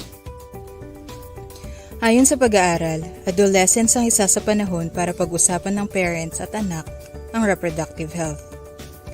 Pero karamihan sa mga magulang ay nahihiya at walang gaanong kaalaman para i-open ito sa kanilang teens. At ang madalas pang sinasabi ay, later na lang, pag malalaki na sila, hanggang ang later ay naging never. Mga parents, huwag nating kalimutan na tayo ang first teachers ng ating mga anak, kaya mahalaga ang kinakausap natin sila, lalo na sa mga ganitong topics. Nais nilang pag-usapan ito kasama tayong mga parents. Dahil hindi ito natatalakay sa bahay, naghahanap sila ng ibang pagkukunan ng impormasyon, gaya ng internet o ang kanilang mga kaibigan. Minsan, sinusubukan na lang nila ito para malaman ang sagot na tayo sanang nakapagbigay.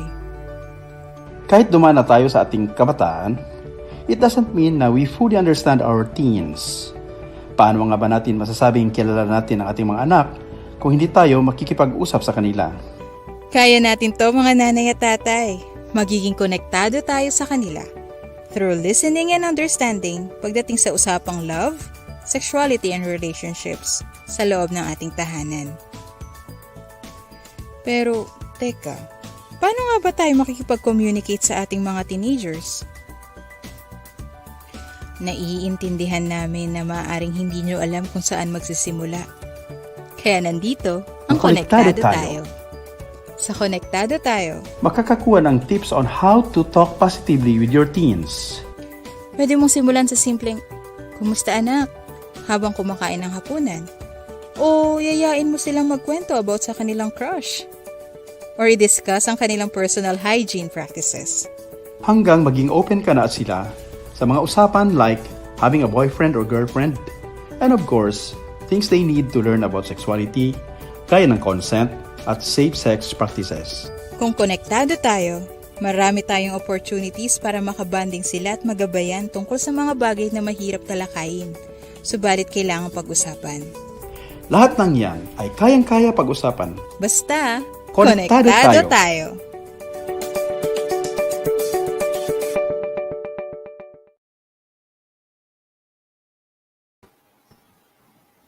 Kamusta ka, mahal ko? Ayos ba? Yan. Singer Di ba, Miss sa Ivy,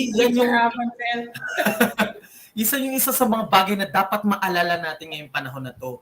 Ang kamustahin ng isa't isa. Di ba, Miss Ivy? Yes, tama ka dyan, partner, no? Minsan kasi we are being self-absorbed na, di ba? And nakakalimutan natin kamustahin yung ating mga friends, family members, at especially din yung ating mga anak. Meron ka na bang anak, Teacher Abanjel? Ako wala po, pero kada taon, meron po akong 250 students na tinuturing kong anak. Ayan. Wow, naks, ang dami niyo palang students, sir.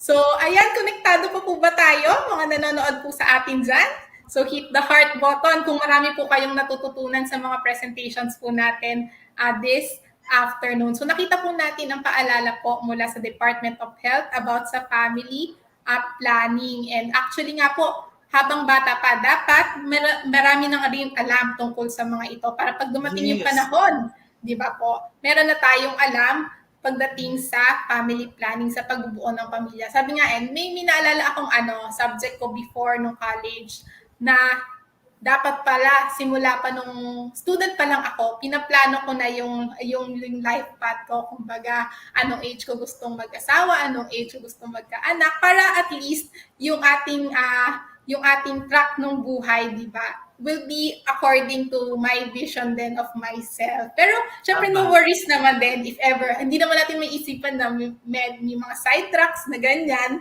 di ba? No worries. Keep nyo lang yung ating life ongoing. So, ayun, partner. And actually, tinuturo din pala ang family planning na sa CSE ayon sa ating mga kasamahan from the Bureau of Curriculum Development sa grade 8 daw po, Teacher Abanjel, sa health. Yes, tama yan. Quarter 2. Ayan, eksakto yung binigay nila sa akin.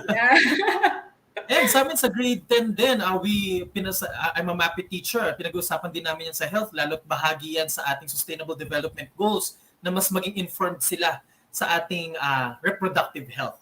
Yan. At alam mo, Miss Ivy, importante din na may tamang information sa ating mga parents. Sabi nga nila, we could not teach what we do not know. At as much as possible, hindi po ba mas gusto natin sa mga magulang, sana natututo ang ating mga anak? Yes. I second the motion, partner. So, actually, dito pa rin pumapasok yung isang initiative ng POPCOM at USAID. Yung nakita po nating video kanina, yung konektado tayo. And marami sa mga teachers natin is actually parents na din, di ba po? So, punta lang po tayo sa konektado Facebook page and you can find relevant information there and tips on how to talk to your child, your adolescent child, sa mga teens po natin na minsan nagre-rebelde, minsan naman napaka-sweet. So, ayun. About matters like sexual health. Yes po. Ang ganda na, Miss Ivy, no? Yung mga ating mga materials ngayon, yung mga videos na pinapanood natin, very friendly, Tagalog na, talagang tagos sa puso na mas mauunawaan ng bawat isa. At sa ating pong mga nanonood, mga kasama po natin, meron din pong FB group for our ARH coordinators and program managers naman. You can add ARH Philippines or ARH PH to get updates on the different ARH-related activities. At baka pwede po kami makahiling to please share your program initiatives in schools o sa inyo pong community. We will be happy to see your post po, and mas maganda, let's share our best practices. Sabi nga natin, Kapit kamay, tayong lahat. Para sa kalusugan, no? Sharing the right information can help someone. Yes, thank you for that, Teacher Avanjan. Ang ganda talaga ng boses mo. So I know marami pang magaganda talagang programa na gusto natin i-share ngayon, pero dahil sa kulang yung ating oras, it will be good po to share those programs po sa ating mga pages. So, at actually, excited din akong makarinig ng mga programs na galing mismo sa mga kabataan. Meron tayong mga youth-led organizations and hopefully nga, dumami pa sila sa all parts of the Philippines. So if you are a youth watching right now, so ayan, wave kayo doon. Di ba may wave wave icon Yes, sa ating sa ating comment section. So we want to salute everyone for taking action for sexual and reproductive health. Yes, thank you so much po. And the school could not stand alone. Part talaga to ng isang community, and we want to thank our partners for the support not only in this program, but the others as well. And ngayon, Miss Ivy at sa ating po mga kasama, we are happy to hear messages of support from some of them. Let us hear from Director Michelle Lang Ali of USAID Philippines, Regional Director Reynaldo Wong of POPCOM, and Undersecretary Maria Rosario Vergeri of the Department of Health. Greetings. I would first like to recognize Secretary Leonor Briones, DepEd Undersecretary Alain Del Pasqua, DepEd Undersecretary Diosdado San Antonio, the DOH Undersecretary Rosario Vergere, POPCOM Executive Director Undersecretary Juan Antonio Perez, DepEd officers and staff, teachers, students, and partners, parents, and fellow advocates of adolescent reproductive health. Maayong hapon sa tanan. Thank you for inviting me to this event. We wish to congratulate the Department of Health on this important initiative to bring together the family, the school, and community to promote adolescent welfare. We laud you, the educators, for your constant dedication and commitment to your role as second parents to adolescents and overcoming the challenges to connect with your many school daughters and sons in this virtual environment. We thank you for being the frontliners in this important responsibility. This year, USAID is proud to celebrate 60 years of helping people around the world build stronger, more prosperous communities. USAID was founded in 1961 by President John F. Kennedy, and the Philippines is one of our very first partner countries. For the past 6 decades, we have collaborated with the Philippine government, private sector, and local organizations to improve everyday lives, investing more than $5.1 billion shared development goals since 1961. In the COVID pandemic setting, the important role of parents in adolescent education and welfare cannot be overemphasized. We would like to thank the parents who have risen up to the challenge of being health educators to their children and joining hands with school teachers in the study from home setting. Teenage pregnancy results in economic losses of up to 33 billion pesos, or 1% of GDP annually for the Philippines. A more important concern, adolescents who get pregnant too early miss out on opportunities to achieve their full potential and to be the best that they can be.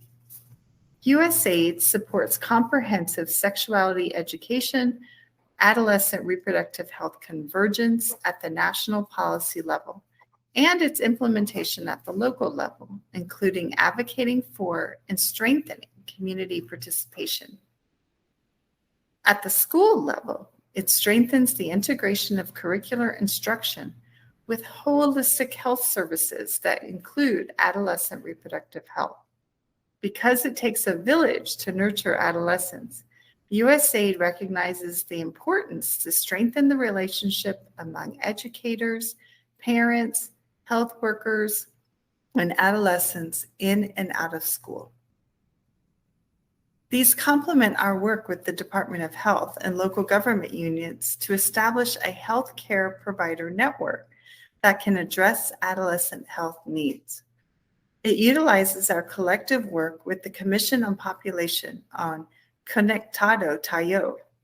Conectado Tayo is a platform to help parents and guardians of teens discuss teenage love, sexuality, and relationships confidently and comfortably with their teens. We recognize that ensuring adolescent well-being and reducing teen pregnancy requires health and non-health solutions. Beyond health, USAID supports adolescent and youth in life skills education, technical and vocational training, livelihood support, and leadership development. A whole-of-government approach is needed to nurture adolescents. Your continuing engagement with the Department of Health and the Commission on Population, other government agencies, and local government units for adolescent reproductive health is testament to your commitment to the present and future of this country. We join hands with you at DepEd to strengthen comprehensive sexuality education, adolescent reproductive health links, to facilitate collaboration between schools and communities, and to empower learners so that they can access age-appropriate information and services that will help them navigate adolescence. As we celebrate 60 years of partnership for development and 75 years of diplomatic relations, it gives us pride to be your partner in this effort to promote adolescent welfare. We are in this together. Again, congratulations. Maraming salamat.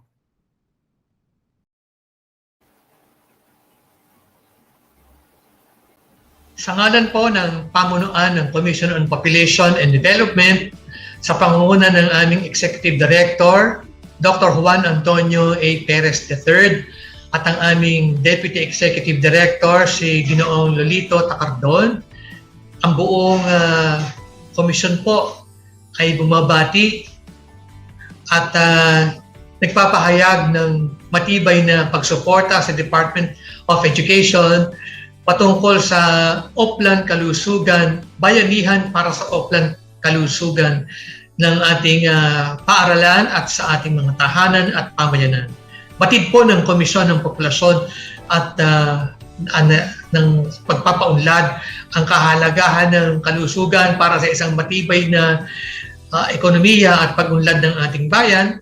Ito po ay dapat na nagsisimula sa mga kabataan at dala po nila hanggang sa kanilang katandaan. Ang ating pong komisyon ay walang humpay na nagpapahayag ng kanyang matibay na pagsuporta po sa Department of Education sa pamamagitan ng pagpo-promote at pag-share ng aming mga resources and capability building po ng ating mga guro sa linya ng comprehensive sexuality education sa mga paaralan, elementarya man at sekundarya, upang sa ganon ay lalo pong tumibay ang ating pagkakaisa sa iisang layunin na maiwaksi sa mga risky sexual at non-sexual behavior po ang ating mga kabataan upang patuloy nilang mapangalagaan ang kanilang kalusugan na siya naman talagang kayamanan ng ating bayan. Marami pong salamat at mabuhay po ang Department of Education mula sa PAPCOM.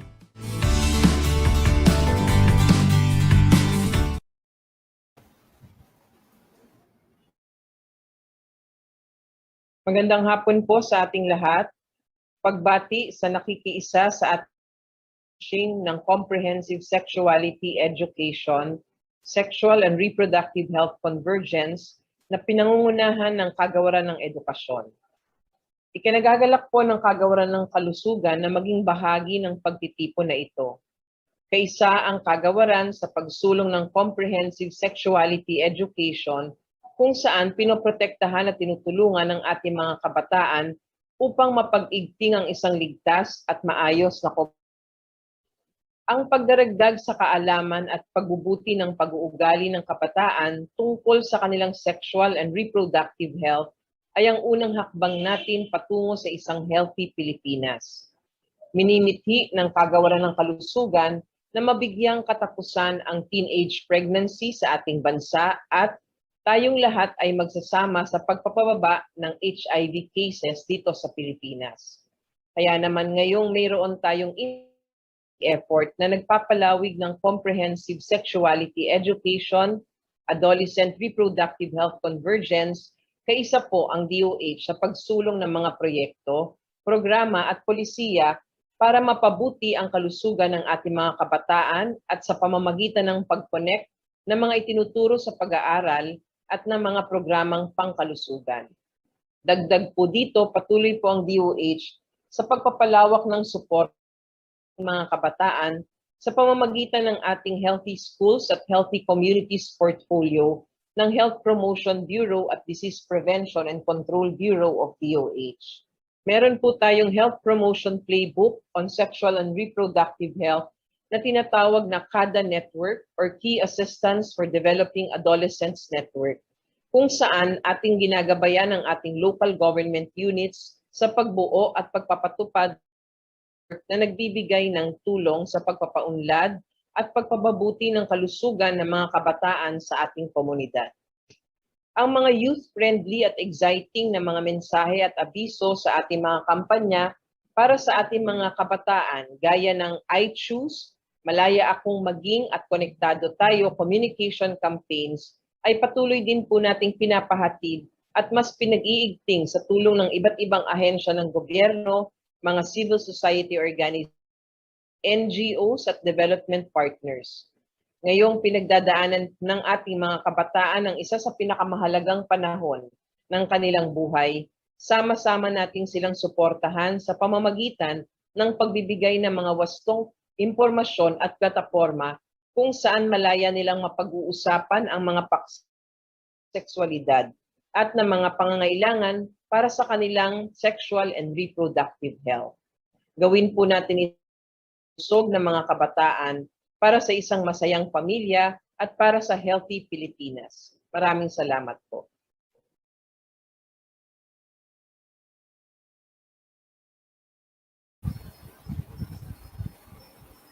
Thank you so much, Director Lang Ali, Regional Director Reynaldo Wong, and to our Undersecretary Maria Rosario Vergeri of the Department of Health. Partner, Ms. Ivy, we are at the end of our program at marami na tayong na-share at napag-usapan mula sa mga activities sa school, hanggang sa community, at para sa mga magulang, pero din tayo po para sa lahat sa ating LGU. And I am thrilled that the government agencies are working better together. Alam mo, Ms. Ivy, ang baon ko sa araw na ito, no? Para sa ating mga learners, laging tandaan, you are not alone. At para sa ating mga kasamang guro at mga magulang, atin pong pakinggan ang boses ng ating mga kabataan. And para po sa lahat, ituro natin sa ating kabataan ang tunay na kahulugan ng pag-ibig. Kabilang narito ang pagmamahal sa sarili. Yes, I agree, partner. And I also want to leave a message then for our viewers, especially our youth. Diba? Yes, we are talking about sexual and reproductive health, but more than that, every one of us working sa field ng adolescent health are excited for the bright future each one of you can have. So I know yung lahat ng parents, teachers natin, ating mga health personnel would want what is best for you. And to everyone po, diba, let us know our worth and be hopeful and excited for our great future. So sabi nga, diba, malaya kayong maging kung ano ang mga pinapangarap niyo. And we hope na lahat tayo ay magkapit kamay at magbayanihan for adolescent health. With that, let us have Director Lope B. Santos III from the Department of Education's Bureau of Learner Support Services for a closing remark.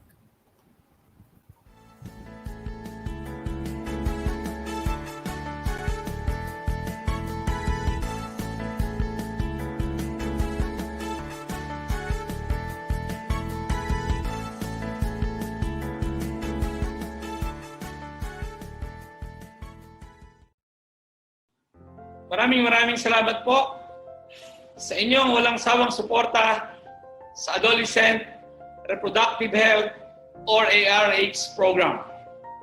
We are glad that we are strengthening the convergence of our initiatives with the Department of Health, Commission on Population and Development, and USAID.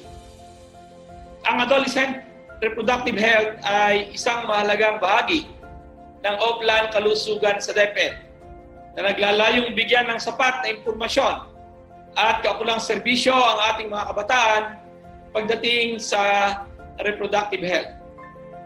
Ang programa ay sumusuporta din sa comprehensive sexuality education kung saan isinasama sa aralin ang mga mahalagang konsepto para maunawaan ng mga mag-aaral ang pagbabago sa kanilang katawan at paano ito mapaghahandaan.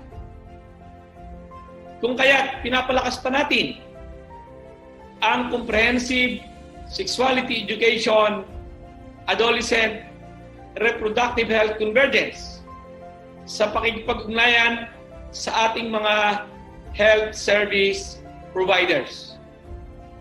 Sa pamumuno po ng ating kalihim, Leonor Magtolis-Briones, kasama sina Undersecretary for Administration Alain Del Pascua at Undersecretary for Curriculum and Instruction Diosdado San Antonio, Bureau of Curriculum and Development Director Joyce Andaya at School Health Division Chief Dr. Maria Corazon Dumlao. Nais nating pasalamatan ang ating mga panauhin at resource persons na nakapiling natin ngayong araw. Sina Undersecretary Maria Rosalie Bergery ng Department of Health, Undersecretary Juan Antonio Perez at Regional Director Reynaldo Wong ng Commission on Population and Development at Director Michelle Ali ng USAID. Kasama po natin ang ating mga partners simula pa noong pagpasa ng reproductive health at responsible parenthood hanggang sa paglabas ng Executive Order 141 na binibigyang solusyon ang adolescent pregnancy. Nais ko ting batiin at pasalamatan ang ating School Health Division kasama ang ating mga school health and nutrition personnel sa regional at division offices at sa ating mga paaralan. Nais po namin magpugay sa suporta ng ating mga regional directors, school division superintendents, mga school heads at mga kasama sa central office. Sa paglulunsad natin ng One Health Week, handa na tayo sa balik eskwela. Handa na muli sa pagsuong sa blended learning. Para sa kalusugan, para sa kabataan, para sa bayan. Mabuhay po kayo.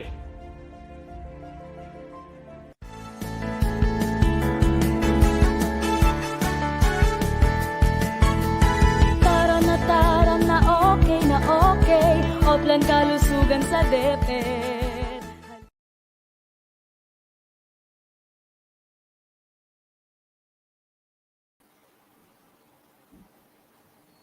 Mabuhay din po kayo, Director Santos, at mabuhay tayong lahat.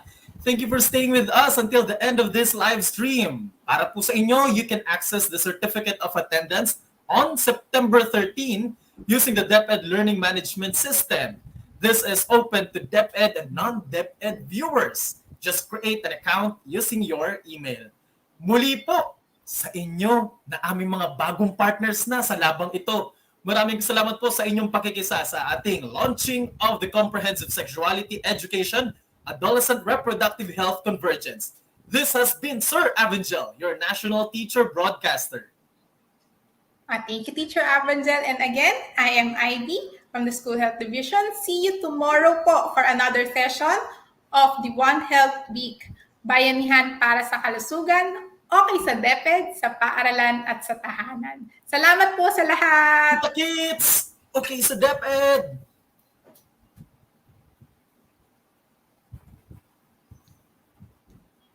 Thank you, Miss Ivy!